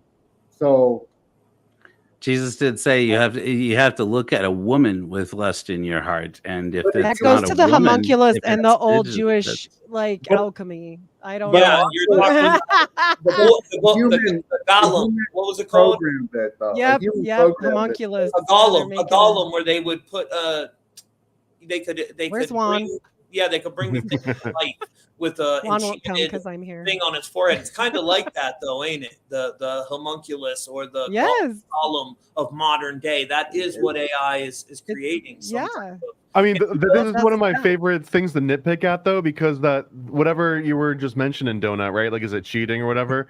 But what would be the difference between you just drew something really well? You were like a masterful artist, and you painted that thing that you're talking about. Like, where's the exact line between, oh, well, a computer did it? Like, which one is it less moral because you get turned on by a painting that someone spent 8 months working on? Or if some, weeb in the basement hit generate and they waited 8 seconds, is there like a real line between those two? Now, I don't know if this article was fake, but it was in Utah that the most watched naughty websites come out of Utah. Yep, it's true. No, it's real. That's real because you suppress people and then they go crazy. Yes. There's an article that goes over like the people who look at porn websites and in Utah, what their most common search trends were, and it was embarrassing. It was embarrassing for those of us who are living in Utah. I just wanted to say, it would be awesome if everyone here that uses VPNs always set your VPN to Salt Lake City before you do anything naughty online, just to keep skewing those results. Yeah. Where am I? I'm on information's out there. Where am I? Have your name be elder, whatever your name is, or prophet, seer, and revelator. The statistics are out there where we can look at different countries, what they're looking at, how people react. And countries that have freedom of looking at the naughty websites have lower cases of the R, have lower cases of violence and stuff like that, especially naughty violence of the R drops. I mean, it's significant. with legalization of the naughty websites. So it's interesting how the alt-right wants to get rid of freedom of that. You know what I mean? They want to get rid of those websites and bring it more of like in Asia. In Asia, for example, in Singapore, I was not able to look at any naughty websites when I was out there. For research purposes, I assume. It's illegal. Are we saying naughty websites because we might get flagged if we say porn? Is that or is that just like? I usually don't say that. Yeah. Okay. Don't say that I got it. All right. Sorry. Because I talk a lot about the naughty statistics, and it's just the funniest statistic is how the conservatives are most likely to cross-dress as a woman. But this doesn't mean that they're same-sex attracted, though, because the conservatives aren't as much same-sex attracted, but they do like to dress up as women, which I thought was hilarious. And the top searches for what they're looking at is the trans stuff. That is a big thing that everybody be looking at from lesbian the is left to right. number one. I'm looking at it right now. It says lesbian porn. Lesbian. I don't. That wasn't in the books I read. That's what New York Times said. So that's the word they used. I don't know if I'm allowed to use that or not, but The report I said that the number one search was a massage parlor, and I'm like, really? That's the part where I said it's embarrassing. It's like, that's what y'all are looking at? Massage parlors and happy endings? Are you serious? The scary one, guys, the scary one is the mom porn. Like, who is looking up mom on son? That's what freaks me out. The top one for men is like, one of them is cuckolding. And there's a reason why, is because men look because what you're doing when you're watching this, you're not participating. You're observing, kind of like in the Illuminati party in Eyes Wide Shut, where there was just people watching. So that's what you're pretty much doing. You're Illuminati partying, watching it. Oh man! And so it's pretty much the same thing as being cuckolded. So that's why that search porn of people sleeping with my wife is the most searched out. My mom, bro. Okay. Yeah, so here's we're getting into Jack Parsons land here, and it's uncomfortable. Who would even think of something like that? The reason why I had mentioned that with the Tim Ballard thing actually kind of connects to this subject, because what happens is that Tim Ballard has been pushing to people for a long time this Mormon cult within a cult, which is based around this book Visions of Glory, and this guy Tom Harrison, who is an addiction therapy, a naughty site addiction therapy guy, who's now so far out there. I mean, basically, Lori Vallow and Chad Daybell, it's just well known they are disciples of his. But other people connected to him include Tim Ballard, who's been pushing his stuff to Operation Underground Railroad people. Who now is with the Catholic Church, by the way. Right. And that's the thing, because the Mormon Church kicked him out. When the Mormon Church starts kicking people out, besides me, I was kicked out for being atheist. But I pointed just now to my excommunication letter, which is framed on the wall. Yeah. Right.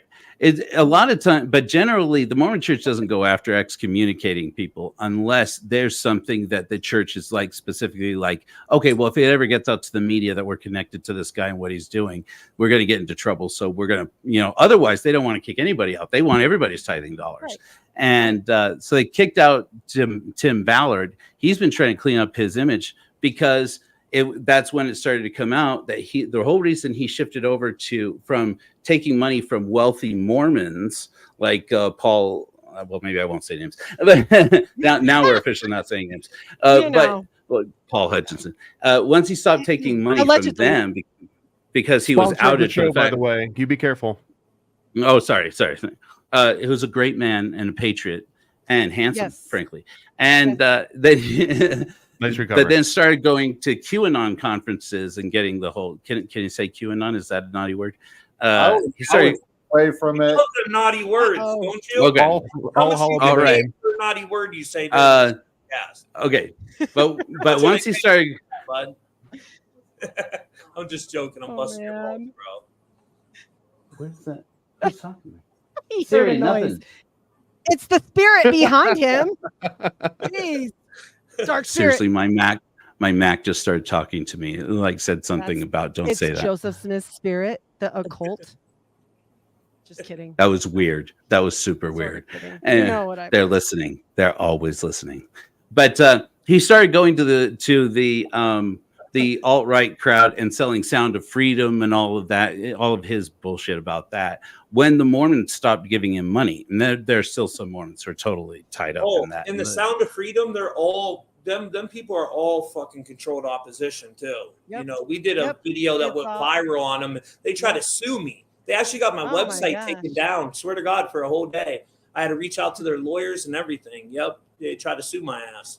You have to say allegedly after everything because it goes into all the attorneys and attorney generals and everybody. My attorney was better though. That video's still up in my website's back. Yeah.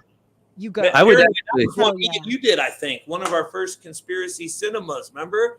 We got in big trouble for it. Yeah, well, I want to without getting myself in trouble again. Oh my gosh. My Ballard conspiracy in the most simple and sanitized terms is just that movie was created so that everyone could like vicariously just get it out of their system. It's like you know that there's these networks going on, you know this international trade is happening. People they didn't get quelled just because they took Epstein out and they knocked them off. It was still like people wanted to know about it. So this freaking movie comes out and now you watch the movie and you're like, oh, thank God that Ballard took care of that problem for me. Like how couldn't have? I lived through the experience. Like I feel that it's no longer a problem and you can move on. He did channel Nephi in his ketamine treatments to talk allegedly to talk to the angels so that he could know that. Yeah, it's a whole thing. Well, that's fact. Conspiracy now, paranoid, that they have wiped out all them groups and that the white hats are in control of everything now. The white hats are in control of HARP. There's no more directed energy weapons. The white hats are in control of CERN. That's part of their whole bullshit narrative, you know? What do you say, Donut? What do you say, Donut? What doesn't the Pope wear a white hat? Well, that guy's got so many hats. He's got hats on hats. He got more hats than a rapper. He's definitely got a Dagon hat, that's for sure. Everything about it's a bit of everything about the Pope is a bit hat on a hat. The Jews wear the black hat, the yarmulke, right? And the Pope wears the white yarmulke.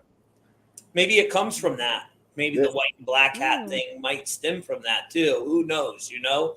Fear of a black hat. Mad Hatter Club for sure. Yeah. Could be an element of truth to that because the real people that run shit, they love to demonize other groups and get you to focus on them when really, you know what I'm saying? That's just part of their hustle. Yep. That's like what I said about the real gangsters. You'll never know. The thing that's crazy for me is I've been researching the religious institutions, and I've always just said what Jordan Maxwell said is don't go after the people. Highlighting people, you could talk about the institutions because they're corrupt, and there is this camouflage elements that want bloodshed rituals. Nobody's dedicated to their religion or land. They just move around, changing from Mormon, like this Ballard guy, to whatever he is now. So making that clear about the people and the institutions separately. Now we got mainstream. Like Andrew Tate, 10 million followers minimum on X. Candace Owens, huge following, fully monetized, endorsed by the most popular artist in the world, Kanye. And also the second. Well, and wasn't she a young leader in the young new? Well, she was a young. She doxed people for a leader. She created a website to dox people, so it was like an information intelligence collecting. But she was part of the Young Global Leaders. I don't know what that is. That's like a World Economic Forum kind of thing. Yeah. Yep. Oh, so that's weird. Allegedly. And then like probably not. Early things is moms connected to the United Nations. The Red Pill channel is connected to the Homeland Security, and they're all going after Jewish people, not the institutions. They're going after me and the people. Kanye said it in caps. Kanye promoted that whole movement. Really? On October 8th, 1 year later, October 7th, the Middle East war kicked off, and I just been watching it for like 2 years. Like, this is messed up. Like, all these institutions, and all I said was pray for the Middle East, pray for the Muslims, pray for the Jews. It's been over 2 years of this, and now Dan Bilzerian, who's this famous guy, is calling Jews parasites, just all this anti-Semitic stuff like that. And like his arguments, I know the arguments that they're saying, but the thing is, what they're doing is they're all neophytes to religions. So they're picking these different institutions to join up with, to pin each other against. It's so obvious that I feel like I gotta talk about it a little bit, because it's a huge Illuminati move that's being pulled right now, and so many people are falling for it. And even me talking about it, then I get labeled all these things that are untrue. Like, I've never pushed any type of political, that's not what my channel is about. It's about political religion or anything. I'm just about symbolism. And this is a big thing, is Jordan Maxwell's saying of everything political is a little religious, everything religious is a little political. There's a mixture of both of them. And all the different religious institutions are connected to mafias. So there's different mafias. There's Jewish mafia, Italian mafia. I didn't know there was Mormon mafia, but so there's all these different mafias, because mafias are secret societies. And this is something I'm interested in, is the secret society elements, because that's who actually controls the world. And these secret society elements, they might look like they're fighting each other. They might, have a little battle, but they end up working because it's multifaceted. It's not, you can't just claim, oh, it's me because I'm Jewish, so I'm the one in control of it. And there's a long history. They're kicked out of 109 countries. Like, there's no thinking allowed. It's you point to that, it's much deeper than that. But they really made that whole thing popular that you just mentioned about them being kicked out of countries. They said they were sacrificing Christian children, and that all came from that Synagogue of Satan book, which he's a Russian agent. I read the whole book. I told you about it, my experience. I said, dude, he was quoting shit in there that I know for a fact ain't true. Like, I thought the whole thing with the 3 letters to World War III and Albert Pike was real, until me and Paranoid American got in a fight about it, and it made me go research it. And then I'm like, oh shit, Paranoid American's onto something. There is some deception going on. We just talked about this, huh, Thomas? Yeah, I just texted always. you about it's this. my favorite topic. Yeah. We got into an argument about it kind of on our show before. Nothing too bad, but we the fans loved it. There's no proof of that letter. No, there's no. To the agent part, I just want you guys to know, Mormons in Utah is one of the biggest recruitment places for the 3-letter agencies, and there are multiple places here that are I have an FBI center maybe 15 miles from me. Like, it's a big thing here, and me and Paranoid have talked about this before, but it's huge. And Andreas has talked about it before, about recruitment, when we've been talking, and I just find that interesting. I mean, a lot of times they like that they don't drink, they don't smoke, they look clean on paper, they don't usually have tattoos, and they usually speak another language because they serve an LDS mission at 18, and a lot of times learn a second language. Sounds like the Jews. Another thing that's interesting about that keeps coming up in my shows, at Hellfire Agency. I do this series, and we've talked about this, about Ted Bundy, and about murders among the Mormons, and Ted Bundy was a Mormon. He was a Mormon. Right. Yeah. He was a Mormon. Yes. Well, here's the thing. He didn't start out a Mormon. He came to Utah to carry on his activities, but he was engaged to be married to a Jack Mormon who was from Utah. That means not active. Give her right, that she's not living like a Mormon, but she's still on the rolls of the church somewhere. But he used to give her these little credulity tests, like he would leave weapons out for her to find. Allegedly, he'd leave weapons out for her to find, and when she would confront him, he'd be like, "What are you accusing me of?" and give her some really BS reason just to see how she would respond. And when she goes, "Well, Ted, if you tell me that's what that is, that's all you have to say, whatever." And then he's like, "I'm going to college in Utah. I'm going to go to law school in Utah," and that's where. Right. They were credulity. It was credulity tests, and he used to do that with his victims too. He would give them something totally BS, is totally unbelievable, totally to be totally incredulous about. And when they bought it, he's like, "You're a mark," and he'd go for them. And and this keeps coming up again, like with the Tim Ballard thing. Tim Ballard is like, if he can sell you on that. Naughty website addiction is real and it's pervasive and it's the biggest problem in our world today, and people go for it. He's like, yeah, so let's talk about how you can give me some money.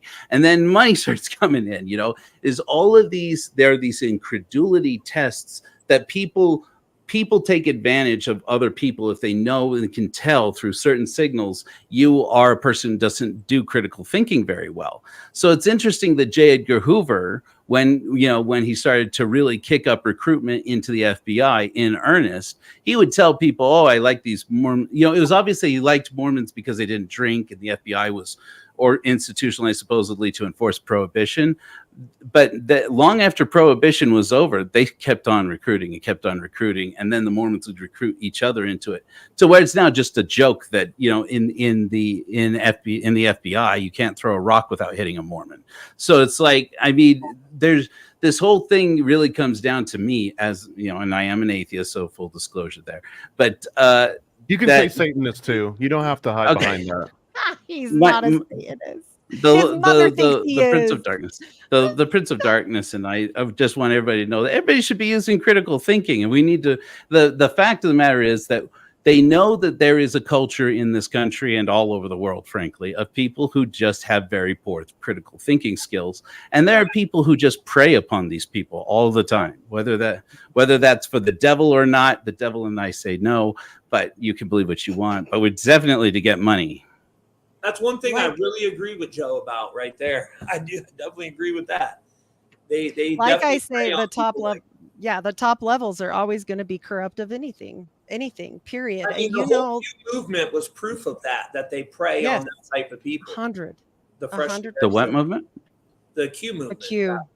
Oh yeah. Oh, I agree 100%. That we agree on something definite. That's exactly what's going on. That there are a group of people out there who are desperate to believe something and will believe it if it confirms their bias, and are ready to take whatever little amount of money they have and give it to them. Here's the thing: if people out there scamming rich people, I don't care. But if they're out there ripping off ordinary working class people and taking what little money these people have because they know these people will give it because they'll believe anything that sounds dark enough, then that's where we ought to be really concerned about how lack of proper critical thinking education has become a crisis in this country, frankly. So that's my opinion. Yeah. The abuse, any abuse of anybody, I don't care like what denomination or color or anything, it's just not okay. And the fact is, I think Tommy said it, or maybe Donut said it, it's all controlled anyways. Like they are playing with us. And that's the point, is if you follow any millionaire or especially a billionaire, you're going to find a road that's probably not pretty. Let's get real. These people don't love you. Like, no one's saving you that way. Like, that's just not. And Heidi, there probably is something, honey, going on with the billionaire class right now, because they know the economy's getting ready to crash. Look, when the whole Code Red, and if you don't know what Code Red is, go to occultdecodes.com and look at the banned word list. So when the Code Red came out and we were all on lockdowns, remember, all them billionaires were stepping down. All the CEOs were stepping down, but they linked it to the Q movement. They said, oh, that's because they're getting arrested. Military tribunals, which all was a lie. None of them got arrested. They're all still alive. Now, here's the new theory. They're saying, oh, yeah, that's their clone. They've been cloned. And I even believe in cloning. But I don't believe that. That sounds so stupid to me. Like, now we're just going to say, oh, yeah, that person was killed in a military tribunal, but now that's his clone. That's not even the real Joe Biden, or that's not the real Kamala Harris. You know what I'm saying? That's right to me. They know everything before it pops off, and they're all in this together, whether they're from, the top of the mafia or the Jewish religion or the Mormon religion, or I don't care what. If you're at the Or the top level Masons. and you're loaded like billionaire, some shit like that we're never gonna know. Well, it's period. even beyond that, honey. It's these people that are really running shit. They're not billionaires. They're trillionaires. You know what I'm saying? There's only a handful of them in this country, and they own 99% of all the wealth on this planet. That's who you need to look up. Look up who the trillionaires are, and them are the people running shit. See, now you're talking to me. See, now tell me you found the key to my heart. That's what you get. I'm trying. Go ahead. It's like there is different levels of commonwealth. And the commonwealth is like the kings and the queens because they have a allodial title. Monsters are us because we don't have a allodial title, which means that we own the land, so we pay property tax or whatever. So if you kind of look up who's a trillionaire, nothing will really pop up through the fiat currency. But when you add in all the land that they own, the commonwealth, the art, which is a huge money laundering front, the art world, and mind control front. Well, Donut, what you're talking about, I mean, think of this. I'm okay with honey. It's okay. And think about this, bro. Even with the bankers, and they give that stigma, all bankers are Jewish. I know many trillionaire bankers, they ain't fucking Jewish. So, but with the bankers, what do? They inflate the dollar. They get, it's all inflation. Then they get us into debt, and then they come and steal your land and steal your house and steal the real wealth. That's the real wealth that they're taking. Yeah. Well, also the Federal Reserve, there was only like one Jewish family part of that. The rest were Gentile, I believe. Yeah, a lot of the banking families are. Well, maybe because you've got the Warburgs, for sure, is one of the main families. That's the Jewish family. But there's a lot of without going on with Rockefellers really are too, but who knows if that's true? Rockefellers, but also there's a lot of claims that a lot of the Morgan money came directly from the Rothschilds, and that the Morgan family was mostly like a proxy for Rothschilds spending their money without them literally spending their money, because there's still a stigma about them spending money. Like, even though the Balfour Declaration hadn't even really been established at that point, right? So there was very much a taboo about Jewish people investing in huge ways in like countries up until the Balfour kind of got passed and like the state of Israel gets declared and all this. But that is prior to all this. So yeah, I don't know how much meat there is to those bones, but that is very often claimed. Paranoid, no one's sticking up for them. I mean, even Donut don't. I'm just saying that there was a lot of different angles into that Federal Reserve. Even Joseph Pulitzer, which I think might have been an atheist, so maybe that was just like an old Joe. Like, Joe, you love Pulitzer, right? And his yellow journalism. Yeah. I'm kidding. I don't mean to throw. But what about the Titanic, bro? All them people that died during the Titanic, a lot of them opposed the Federal Reserve, and then they all died. Them were like the billionaires that kind of were for America and the normal currency that was there at that point. And then, they set up Jekyll Island after all that, and that's where they did all that. And let me tell you something, where they did that meeting at Jekyll Island, there's some ancient like burial ground there over top of where they did it. It's some weird shit. Yeah, it's called Indian Burial Mound, and they thought that it was like discarded shells from when they were like eating, but then they found that there was also like skeletal remains under that, and that was literally I think that was the Rockefeller mansion that's built right. I mean, they're all the houses are like really close to each other on Jekyll Island. Look, they carry their own blood supply everywhere they go. I don't trust them. Gross. No.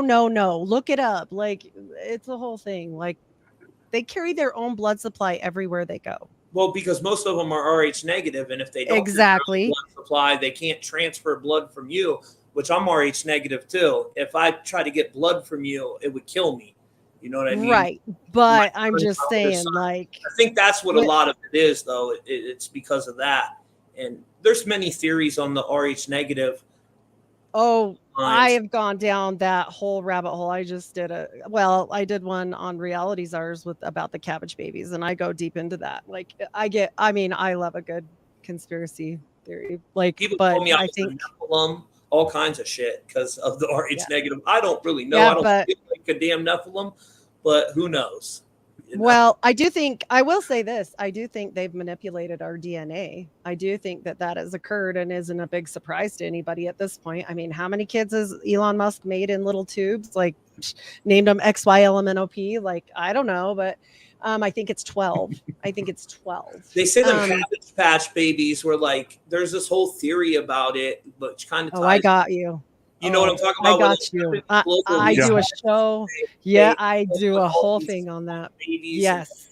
I don't know if that's with true. the orphan trains and the incubator babies and the cabbage babies and the I was and the also genetic an incubator manipulation. baby, by the way. I just have to always throw that one out there.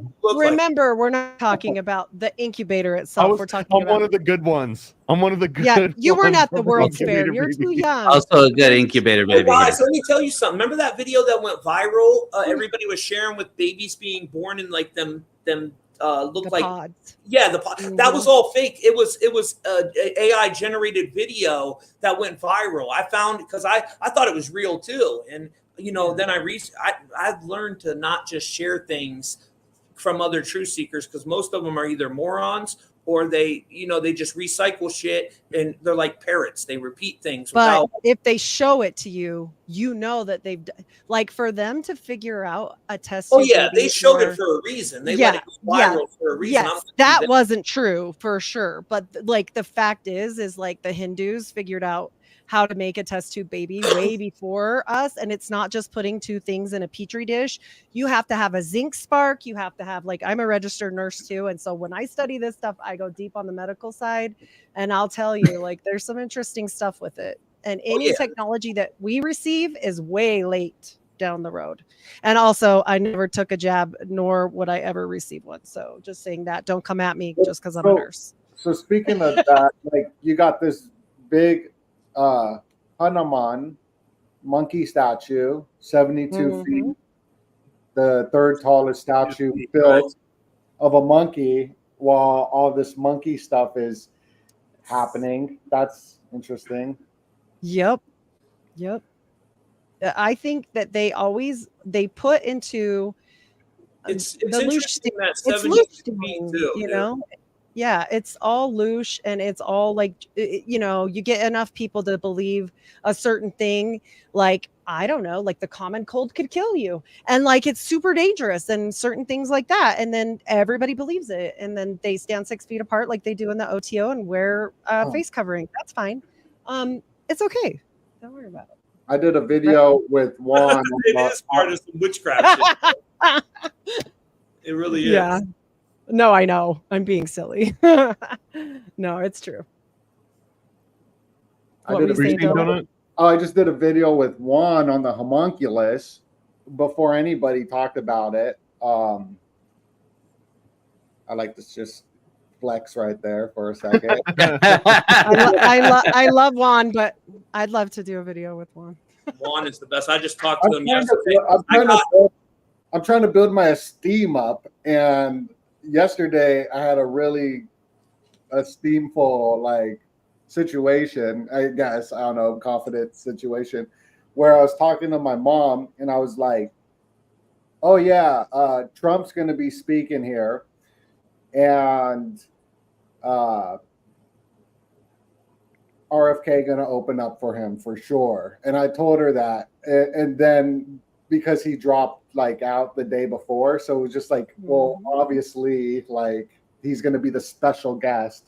And then that did happen. So I was like, oh, I was right. And the people care about a lot, my parents, right? So I was so I said that, I was I was correct. And then with my dad, we were watching the TV, and this was on February 22nd, 222, and Joe Biden was going to come out, and I was he's going to come out at 222 exactly, and then he did.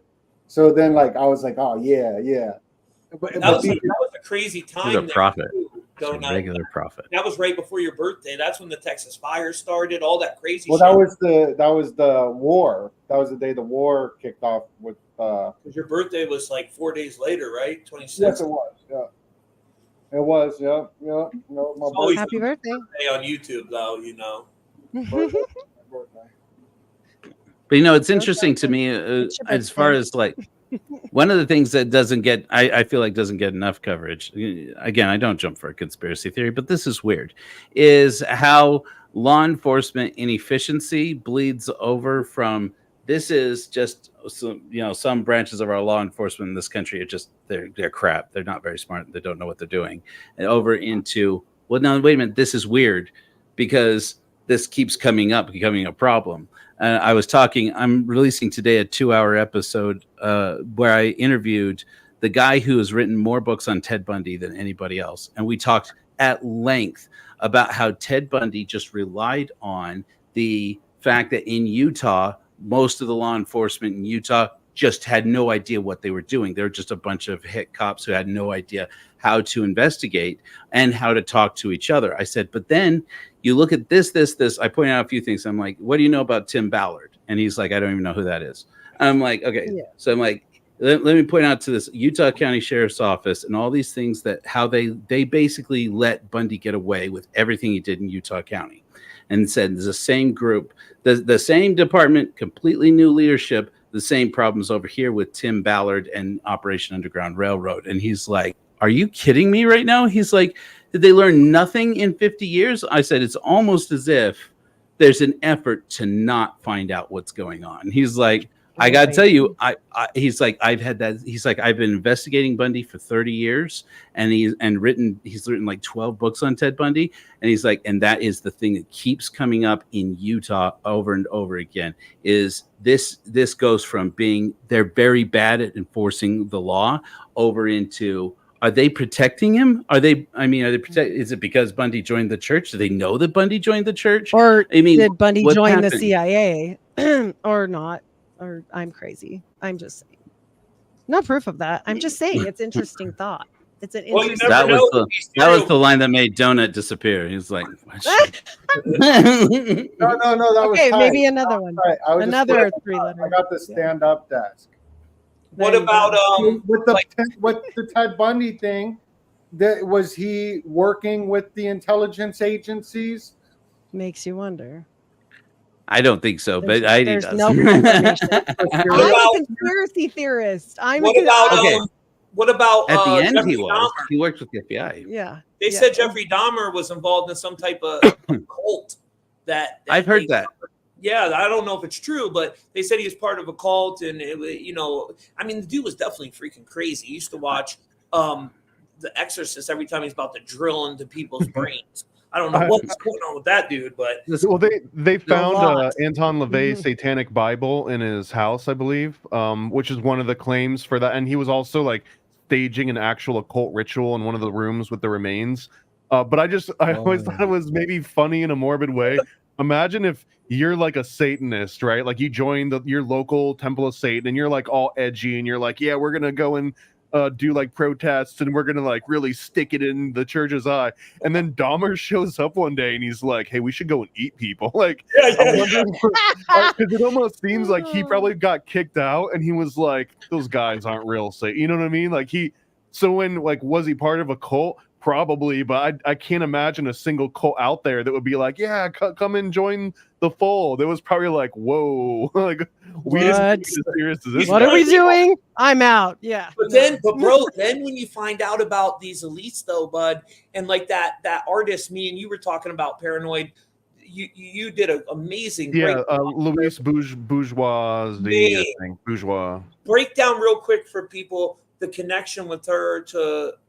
Like you did on my show before. Remember, there's like this crazy. Yeah, so there's a weird like 3-way cannibal connection with Dahmer and the Rockefeller family and this lady. I think her name is Louise Bourgeois. I think that's how it's pronounced. It's how it's spelled for sure. So she was the artist that made this famous sculpture that shows up in Podesta's collection, but it's someone with their back arched all the way. And I think this is called like the Arch of Madness or something like that. and it was basically itself based on these medieval drawings of people having seizures, and the way their backs and like their muscles would spasm, they'd always form like this very specific shape. So anyways, she creates that thing basically around the exact same time that Dahmer is posing one of his victims in the same way. And one of the things that gets debunked, like, well, there's no connection because those police records weren't made public until after, but if she had access, and anyways, the cannibal connection here is she also had lots of cannibalistic artwork, which was fairly avant-garde for her time. It was kind of like made it somewhat unique. So here we've got an artist that is into cannibal artwork, and there's a real cannibal that is posing bodies that are somewhat. And her husband, I know, yeah, runs the wing of the Modern Museum of Art called the Rockefeller Wing, and it's named after I think his son who got eaten in like New Guinea or something. I can't remember which Rockefeller this was. Michael Rockefeller. So Michael C. Rockefeller, he's going to be like a philanthropist, explorer guy. He's going to go and bring all of their artwork into the Western world so people can like see this glimpse, and he's never seen from again. So anyways, it's an interesting connection between her husband runs the art wing named after a guy that died from cannibalism. She makes cannibalism artwork, and this most famous cannibal in American history also has artwork that is like strikingly similar. So that's the three-way interesting connection between all those. Now Paranoid, you know what that, to me, first thing that I think of, me and you, with the work we do, I know you probably had this thought before too, AI. I think of AI when I hear that story, how it's all connected, and it makes me think like, is there some type of AI running this whole damn thing for real? Are we in some type of simulation? Because AI, it does shit like that, or it shows that it's all scripted and it's part of a major script that they're playing out on the world stage. Either way. Right as you made that point, we were at exactly 322 viewers. Was we? Man. That's interesting there. A little synchronicity for you. Here's a little breakdown too, guys. Donut mentioned that monkey statue 72 foot tall, right? Well, there's 72 names of God, 72 demons of the Ars Goethe in the Lesser Key of Solomon. And then you have harp's antenna. They're exactly 72 foot tall too. So there's something with that number, some sacred connection to that number, why they use it over and over. And when you put the name of God, the 4-letter tetragrammaton, into a tetrachit pyramid, it equals 72 in gematria. Yeah. Yahweh. Or you can get 72 virgins, and there's 72 bricks on the back of the dollar, which is in the tetrachit. Muslims say that's not true, though. It's nowhere in the Quran that they get 72 virgins. For real? Yeah, it's all bullshit. It was all pushed by pretty much us, I guess. We started that. Yeah, but the 72 in gematria for the tetragrammaton is for sure. I read that in the Manly P. Hall work, and you can see it on the back of the dollar bill. It's very interesting to me, though, that in 2003 we find the tomb of Gilgamesh, right? So that, you guys remember that being actually the BBC was reporting on it and everything. They were talking about finding the tomb of Gilgamesh, and then next thing you know, we invade the exact location where they find it, and you never hear nothing about it again. What's a Gilgamesh? The tomb of Gilgamesh. There's even, if you look into wiki links, Noah. The email links, you look into the email links. There's some correspondence with Hillary Clinton talking about it. Like, we need to get that resurrection technology. She makes a reference to that in the email and shit. Matter of fact, if you guys want to see it, go on truthmafia.com, type in Gilgamesh in the search engine. I have all the links, all the evidence right there that shows you to the original story, where the story first broke at, who first broke the story. I don't just say shit. I give you links and evidence to back it up. And I just want to say, I just want to echo everybody else's opinions about painters and artists of dark surrealist art. I find them all very suspicious. Very suspicious. Like who? Luis, is that who you're referencing? Oh, you're talking about with the I would also throw out she's famous for her spiders, though, which is a representation of the Archon, I think I think it plays into the Archon. Yeah, there were major And cities. the, I've been, the like, god New York spider, City. the spider god too. My influences are Beksinski and Giger more than anything else. So I actually HR Geiger. HR Giger is the man. Giger? I love his stuff. Yeah, He's a big influence on my Yeah. So did you see the new Alien? Because I look into the dolphin stuff, the dolphin symbology, and the xenomorph looks like it's coming from a dolphin head. So the dolphin head of the alien in Mars Attacks, the brain is very similar to a dolphin brain. And the John C. Lilly experiments for MK Ultra, he was experimenting with the dolphins, so they would go down to the ocean to communicate with the whales, so the whales will bring the information to Atlantis or something to communicate with the aliens. They were funded by the government too, by the way. Of course. The dolphin alien connection is super interesting. Even in the funny movie where the dolphins say thank you for all the fish and they go back up into space. Mm-hmm. There's a lot of stuff with the dolphin. In the xenomorph is a dolphin. It looks very similar to it. Well, in Donut, Paranoid, I tried to call you the other day. You don't ever answer your phone, by the way. I answer, but as soon as I picked up, you stopped. Yeah. I didn't call back. Ring 1,000 times, but I was calling you. I just watched that show, bro. I watched Aliens. I'm like, oh, I got to hit Paranoid. We got to do, because, bro, they show you how Prometheus is born. The engineers, it's born from a crossbreed between that thing. Donut's talking about the xenomorph breeding with the human, and then the engineer comes out of a human. She births it, and he like grows up real fast too, bro. Like in seconds, the son of a bitch is full grown. And then he goes over top of the girl, the mother. She has black goo dripping down out of her too, where she would have milk. You know what I'm saying? She's got black goo dripping down. It's crazy, bro. This is a TV show based on it's the Alien movie? Alien Romulus that just came out. I didn't even know this existed. Yeah. It's because you didn't answer your phone. Yeah, I know you're not wrong, man. You're not wrong. We did one of our first videos that went viral was the one we did on Prometheus. It got taken down, but specifically the director's cut of the. Have you seen the unaired like director's cut intro? Yeah, it changes. Prometheus is so good. Yeah. It makes it so much better. I wish they'd kept so much more of that in because it was so much better. With you didn't even know about it, did you, bro? Till I sent you that shit. I had no idea.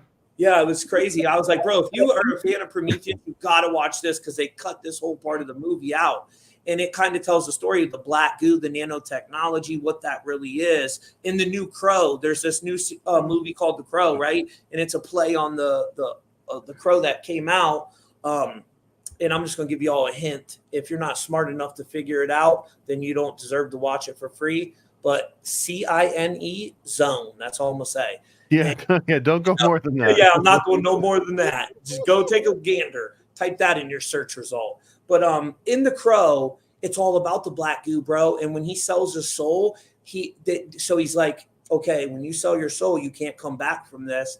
But he sells the soul for his girl, which is, they get killed together. And it's supposed to be like a traumatic death. That's why his soul can't rest.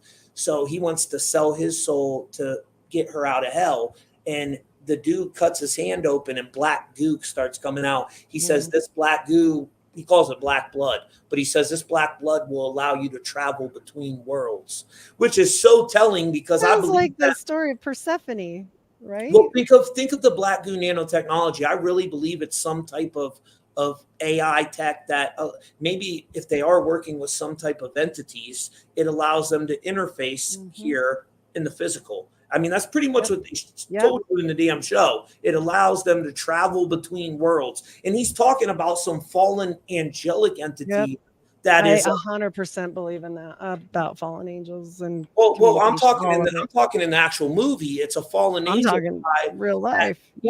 He goes around and he tricks people into killing themselves. He possesses them. He whispers in their ear, and then they get demonically possessed, just like in Doja Cat. The movie where she's in the tub full of black goo and her eyes flip white, and then the demon comes up and pulls her under the black goo. That's her releasing and letting go to the demon, letting it take her over. They're showing. Yeah, they all have these weird little, like other names for their stage presence and all this stuff. Like, I 100% some alter ego, right? Yeah, and exactly. they all tell you this too, right? So something's Yes. going on there. Yep. But yeah, the 100%. new Pro is amazing, man. I told my husband, I was like, we got to be worried about that actor because you know what happened to the old one. Like, first 10 seconds He's of the scary. movie, and guess what they show you? First of all, the show opens up with the Pegasus flying in front of the eclipse. So the Pegasus we just seen in the Olympics, right? And then there's a horse, a white horse, laying with copper, like he has like some type of barbed wire wrapped around his arm, and he's laying on the ground. So we keep seeing this white horse symbolism. It was in those about to die. It was in the Olympics, which he kind of represented the Pegasus. You know, I don't. Was that about the white horse prophecy? Joseph Smith's white horse prophecy? You never know. Maybe more than Joseph. Who knows? More than Joseph. More than Joseph. I heard Joseph was in a huge shootout. Yeah. Like the OK Corral, wasn't it? OG gangster. No, that's a different one. Joseph was slaying women. In the bar. The white horses with the apocalypse, though. The four. Joseph Smith was in a shootout when he passed on in his last day. Flat, and then he got shot. Right? The Mormons painted as a big martyrdom scene, and then only recently, only the last couple of years, have come out with the truth that the Mormons had smuggled him and his brother in some pistols so that they could fight back, and they did. And basically, they died when they ran out of ammo. So. But yes, but Joseph Smith, just in the months before that, do you know why Joseph died? Wait, because no one would help the widow's son. Right. Continue forth. There was no help for the widow's son. That's a Freemasonry reference, people. Sorry, it's a joke. If you're making me seasick. All right, Joe's out of here. Sorry, Joe. I warned him that there was no Freemason talk, and I'm just kidding.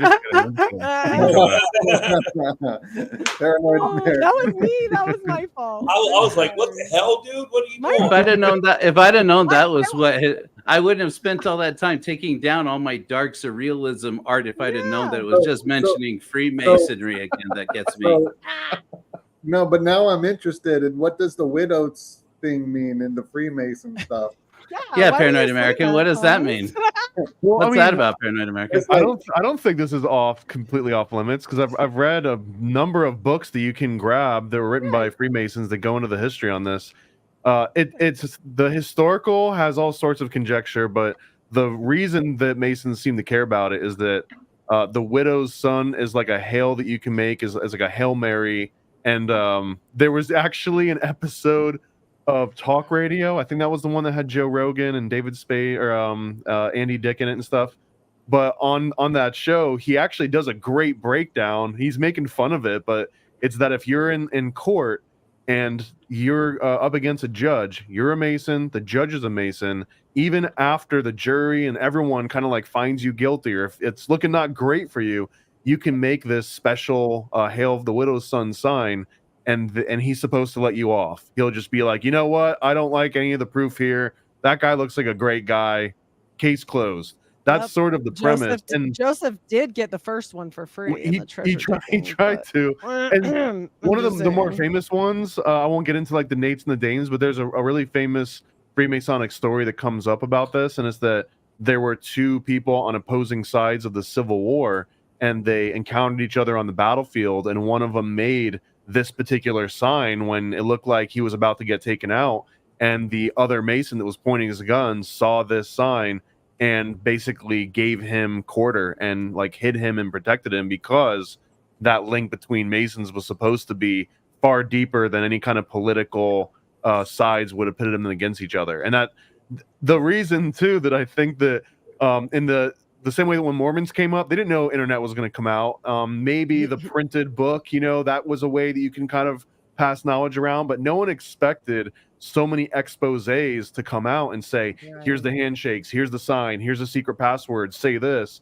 So then as soon as those books started getting published, all the power behind all that stuff is just gone immediately, because now like any Tom, Dick, and Harry can go into a courtroom and start throwing hand signs, and everyone just gets out if you know the secret sign. So but it kind of got yet like, the president still does it when the president of the church and the president of the Mormon church meets ingrained in the the genetic president. memory of the family line. You know what I mean? Mhm. But the connection. But So joke that's that no one would help the widow's son because they'd had it with his shit because he was boinking everybody's wives, and so nobody helped him because basically also he stole their ceremony and he gave it to women, which I don't think was a good idea at that time, because even now they have separate things for women with masonry. But Mormonism is masonry for the whole family, right?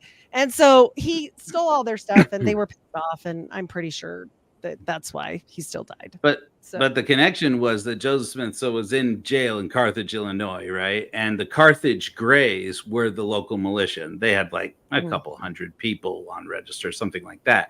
Joseph Smith and his town next door, we talked a little bit about earlier about the Nauvoo Legion, the original real Mormon Mafia.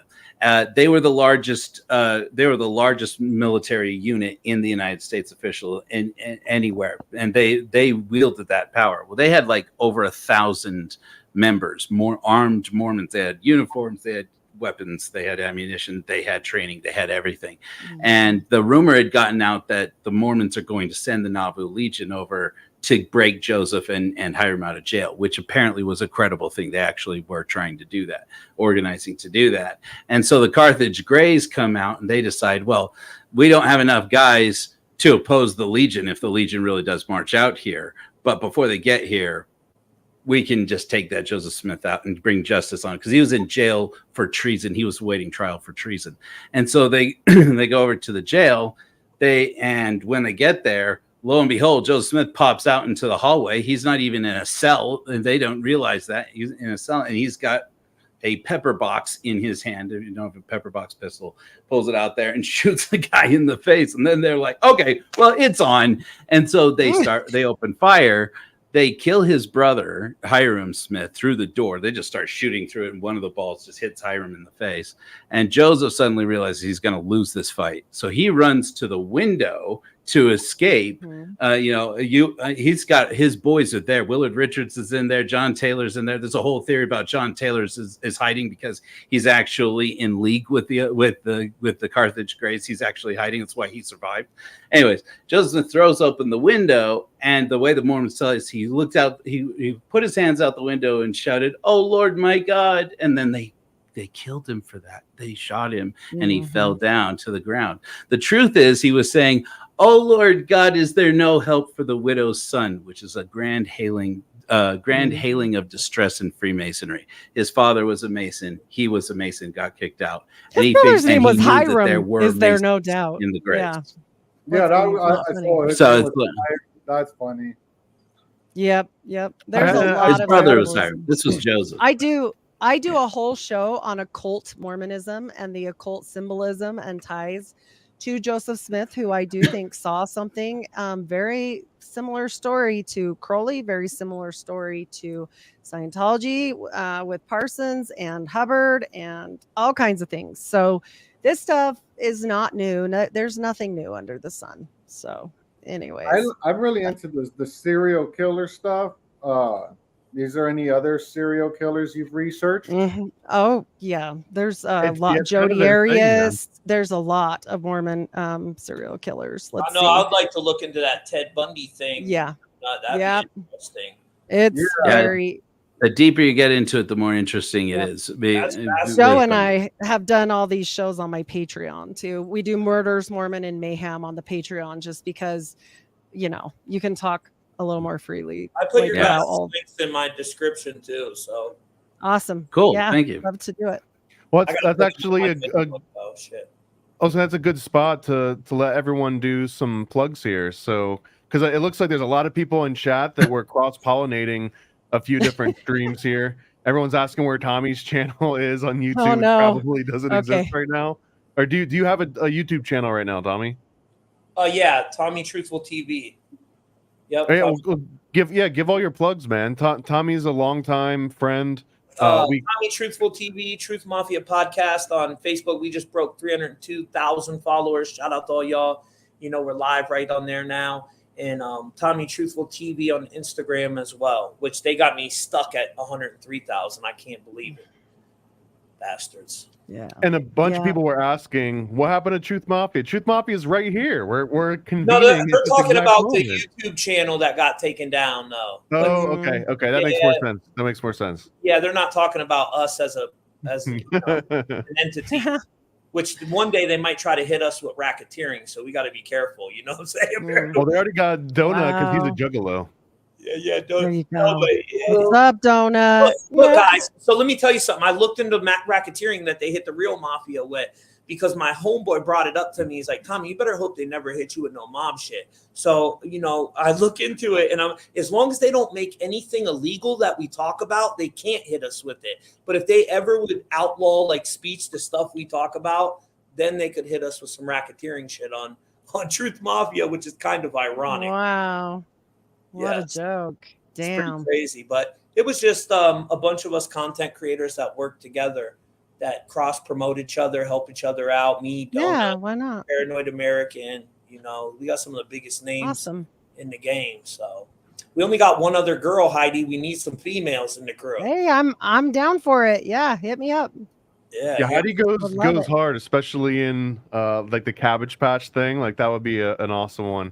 Well, you got the best women, Paranoid. I told Donut this the other day. I said he hangs out with some cool chicks. I don't know about the guys he hangs out with, though. They're a little different. But the women are on point. The other girl. There you go. There you go. The one I did, she was talking about astral projection and stuff. She's phenomenal. Yeah, shout out. This is the Secret Society of Good Guys. Abby, Layla, and Cheney. You can find all of them too. If you look for Secret Society of Good Guys on YouTube, it's probably the quickest way to find them. And we're gonna start doing shows on Wednesdays at 8 p.m. Eastern, so it'll be accessible to a lot more people. We were doing them. We just did one last night, Fridays from like midnight to like 4 a.m. But it's for a small amount of people that are actually up for those lives. So yeah, we'll start doing those. You're totally invited on one of those too, Tommy. Oh yeah, I would love to come on and talk to. Hey, can you send me the thumbnail for this, brother, please? Yeah, I'll do it right now. So I can add that to the video. And I want to give everyone a chance to throw their plugs too. Donut, you came in. Tell everyone where to find Donut. What the hell Donut's all about?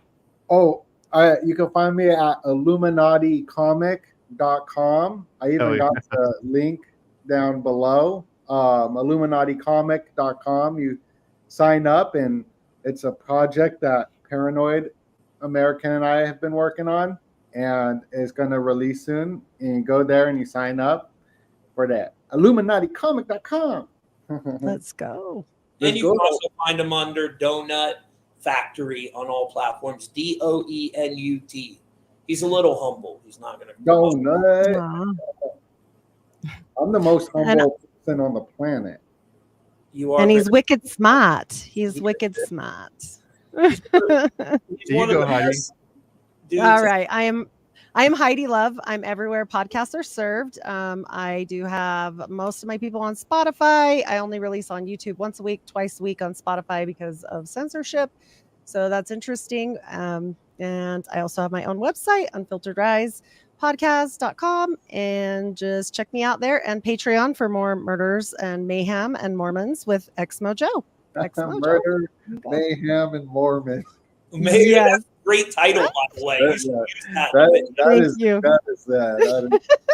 is right through the matrix, right there. There you go. And occult Mormonism. How is your demographic with him not believing conspiracies and you more believing? That's so. Cool. We do that for Patreon only. That's my Patreon show. I just do a bonus show instead of cutting anything. And I do those twice a month with Exmo Jo. And he is on a completely different spectrum of the wave as me. And we get along great. And it's super fun. And we're silly. So we give lots of information. Yeah, we get into Nazi Mormon connections. Like there's some stuff you don't even know. Like it's crazy. So yeah, it gets fun. Yeah. Otherwise, I do occult Mormonism. My boy in the comments that's flipping out right now about gray aliens, Colin, he's been following me a long time. He is obsessed with gray aliens. He said one saved his father at one point, so he gets so mad when I call him demons. You guys would really go.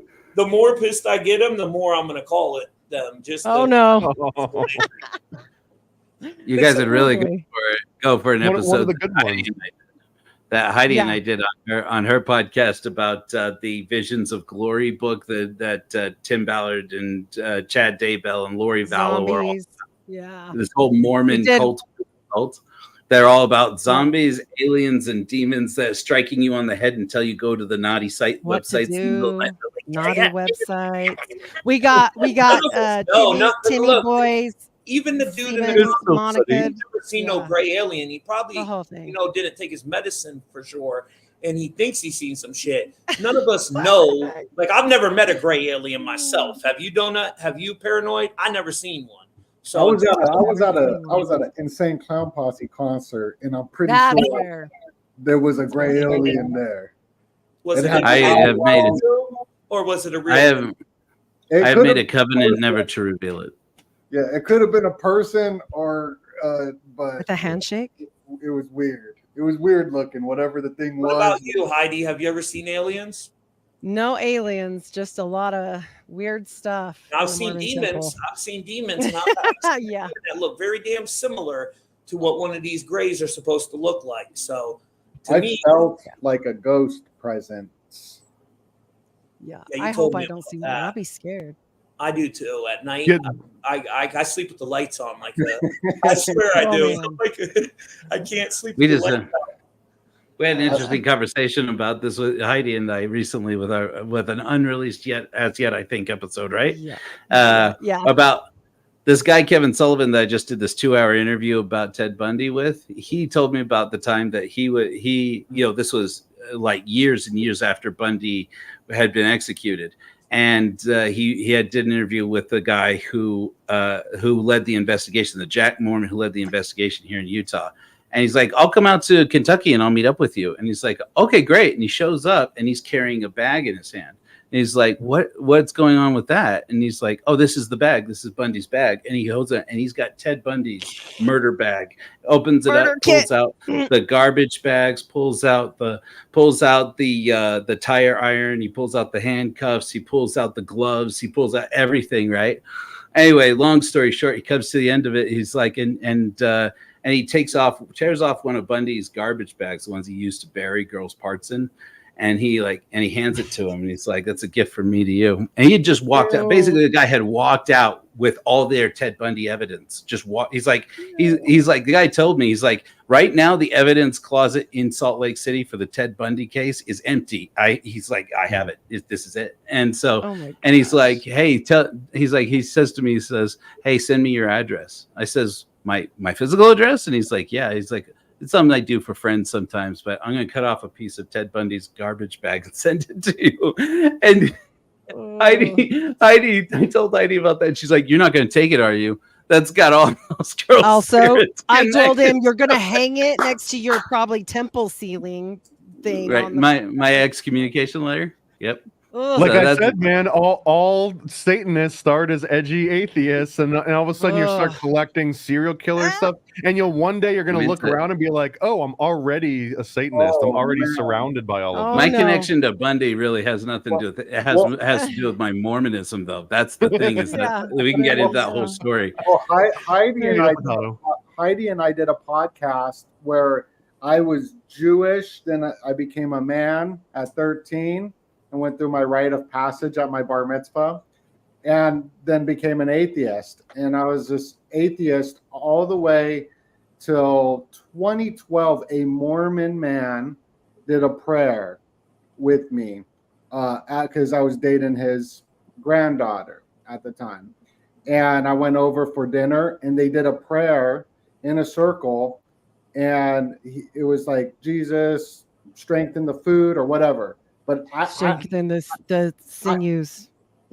I felt something though. I felt something. I was like, that was cool. In my atheist mind, I was like, that's cool. Like maybe it's just some sort of mantra or like affirmation. But then I got sober years later in like 2015 through the 12 steps.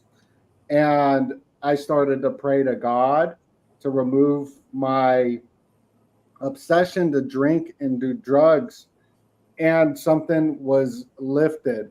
So then I started to believe in God again. Everybody can see that episode. Do not laugh, but you all can. Actually, it's episode 69. Oh, nice. Anyway. Well, I just think that's an interesting story since we're on this podcast. Yeah. And we're talking about Mormons, atheists, and all that. And that has Heck been yeah. part of my life story. Yeah. The true order of prayer, it works. President Nelson would have wished he knew that before they shortened it. They just changed all the Mormon temple rituals this last couple of weeks. So, Yeah. Oh, wow. Again, they yeah, did? yep, they shortened it. They took out. So, like, there used to be a thing in the initiatory. circular prayer. Initiatory. No, this is the endowment. They used to do this thing where they would pray Oh, in the creepy. Adamic language, which is the language that Adam spoke supposedly, and you would raise your hands above your head. This is only in the temple, and you would get around in a circle and you'd do this prayer, and then at the end they would do all the signs, all the Freemason signs, the funny hat dance, as we used to call it, and then they get to the last sign, the highest sign in the Mormon endowment ceremony. You would put your hands up in the air, and then you would say "Pele Ale" 3 times. Pele Ale, Pele, and that was too weird when the Mormons tried to go mainstream, so they changed it to moving your hands straight down. You would say, "Oh God, hear the words of my mouth." Oh God, you'd say it 3 times. It was still like, this is still culty, guys. We're still chanting culty. and culty. The women would veil their faces. It was all, Yeah. I have a whole and everybody presentation does the secret handshakes, and the men Yeah. the men all put their left elbow on a woman's shoulder, but then it's like there's like this whole thing about who the left elbow goes on the right shoulder of a woman, unless there's not enough, and then which case one man has to play a woman kind of thing. It's like, so anyways, it's like it's this whole weird thing. But they just, this last week, it was last week or the week before, they announced that they had taken out the repetition. So apparently, I haven't confirmed this yet, but apparently it's that you only have to do, "Oh God, we hear the words of my mouth" 1 time. And that's like One time. that and a whole bunch of other stuff that they just made it a little less redundant, so that you can get out of there within an hour or an hour and a half. Long. Hours long. Yeah. It was so long, and it was so culty and so creepy. So anyway. crazy. Joe, where can people find you? Yeah, so I'm Hellfire Agency. Hell yeah. And you can find my website is hellfire.agency. There's no .com. The .agency is the .com. That's where the big, long, exclusive content is that I've been releasing as quickly as I can to those of you who may be out there, the couple of you who are actual subscribers. But if you're anywhere that podcasts are, look up Hellfire Agency Podcast. I'm there, including on YouTube, at Hellfire Agency on YouTube so far, until I get caught. So yeah, that's me. Awesome. Well, thank you for coming on, you guys. I'm glad to meet you, Tommy. Heidi, get my number off Paranoid American. Yeah, I'll make sure that you guys connect. That would be an amazing show. I'd love to be involved, even if it's just to laugh at whatever comes up. No, you'll definitely be on it, brother. Sounds good. I want to know too, for the. No, you're always welcome too. I appreciate that, and we've got Conspiracy Cinema coming too. There's a bunch of comments asking where's the next conspiracy. Like, we've got them planned. We got a new format. We're switching it up, but it's gonna be way better than the new format. Ooh, way awesome. better. So, and guys, by the way, I'm gonna post. I got a 15-minute video. I'm probably gonna get in big trouble for posting it, but we're gonna see if it works. I'm gonna post it on Rumble. It's a screen recording of the new Crow. So I decoded it, the part that I was telling y'all about. I'll upload that and let y'all see what I was talking about there.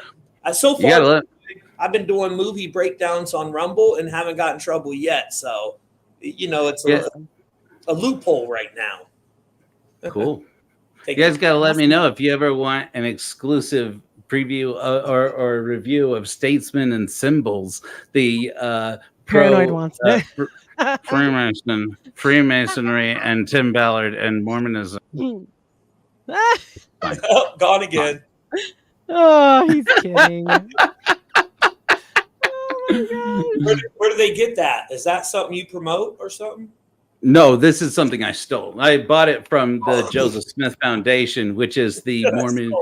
This is the Mormon crew that actually thinks that the Mormon Church is being overthrown by wokeness, and so they're trying to save it by bringing people back to the true Mormonism and the true history of Joseph Smith.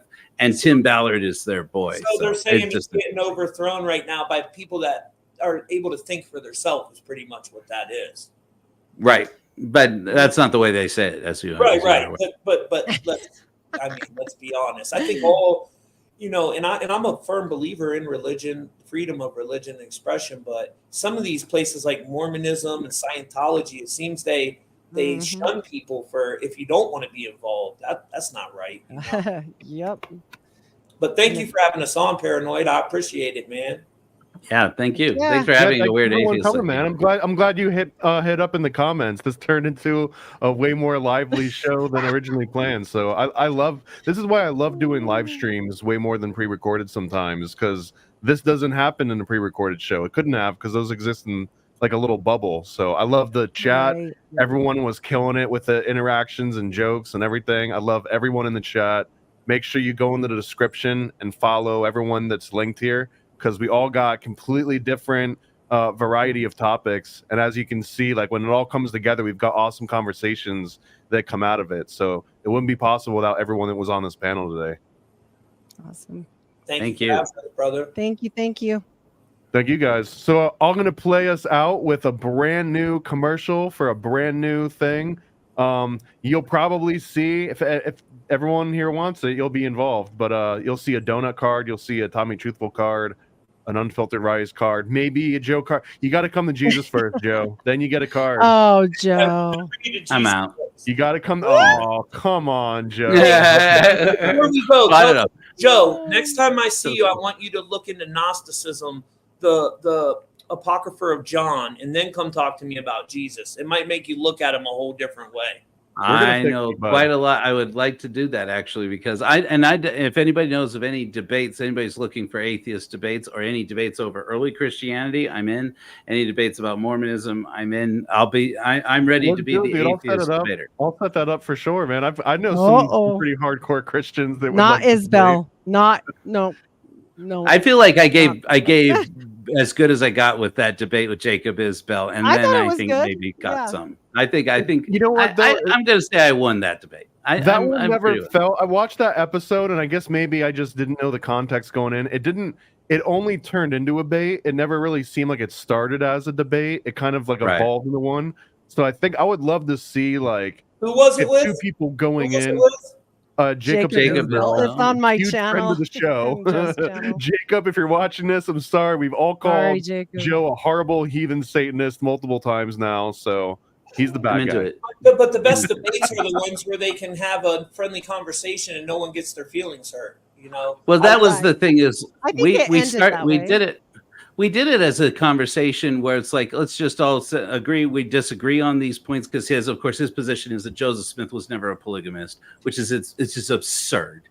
And I felt like I gave it to him pretty well. But the idea was, look, let's all just give and take a little bit and just come away as friends from this. And it got heated in the middle, but at the end, I feel like it came off well. Yeah. Yeah. Hey, it happens. I've had heated ones with me, Paranoid, Donut. They make for the best shows sometimes. Yeah. So everyone tune in for the next show. We'll stir up some shit, and then we'll cause some debates to happen. Even if it doesn't need to, we're just make it happen. All right, y'all. Thank you guys for coming again. Bye. Thanks for watching. Thanks for having me. Peace out, brother. The Prince of Darkness loves you. Look, you're going to have to move fast. Conspiracy cards from Paranoid American are here. Conspiracy cards, flip it, what's the deal? Conspiracy cards with that paranoid seal. I can unwrap the truth in these stacks. Flip one, flip two, get a few of these packs. Flip it up, what's next? Move fake, we flex. Bigfoot in the woods, stay lying, that's facts. MK Ultra, no cap. Every yacht 51 is a trap. Roswell crash, what's that? They hide the truth, where's that? Conspiracy cards, flip it, what's the deal? Conspiracy cards with that paranoid seal. I get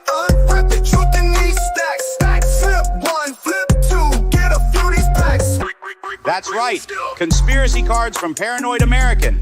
A set of over 200 cards featuring legendary conspiracy theorists, cult leaders, esoteric secrets, and more. For more details, visit conspiracycards.com today. Spread the word with propaganda packs, all for just $40 shipped at paranoidamerican.com. Paranoid propaganda packs.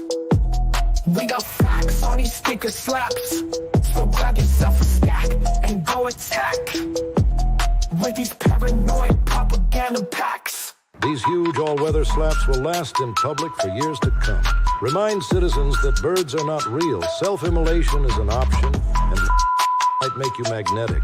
Do your part and get a propaganda pack today from paranoidamerican.com. Yeah, paranoid propaganda packs. We got facts on these sticker slaps. So grab yourself a stack and go attack with these paranoid propaganda packs. What are you waiting for? Go to paranoidamerican.com right now and get a paranoid propaganda pack. Paranoid.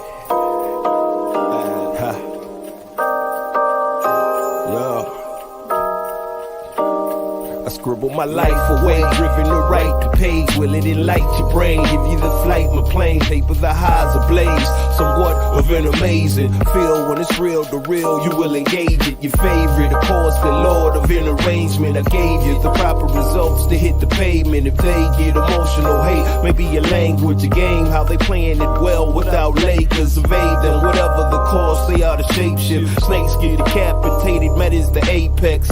Execution of flame you out, nuclear bombs distributed at war, rather gruesome for eyes to see.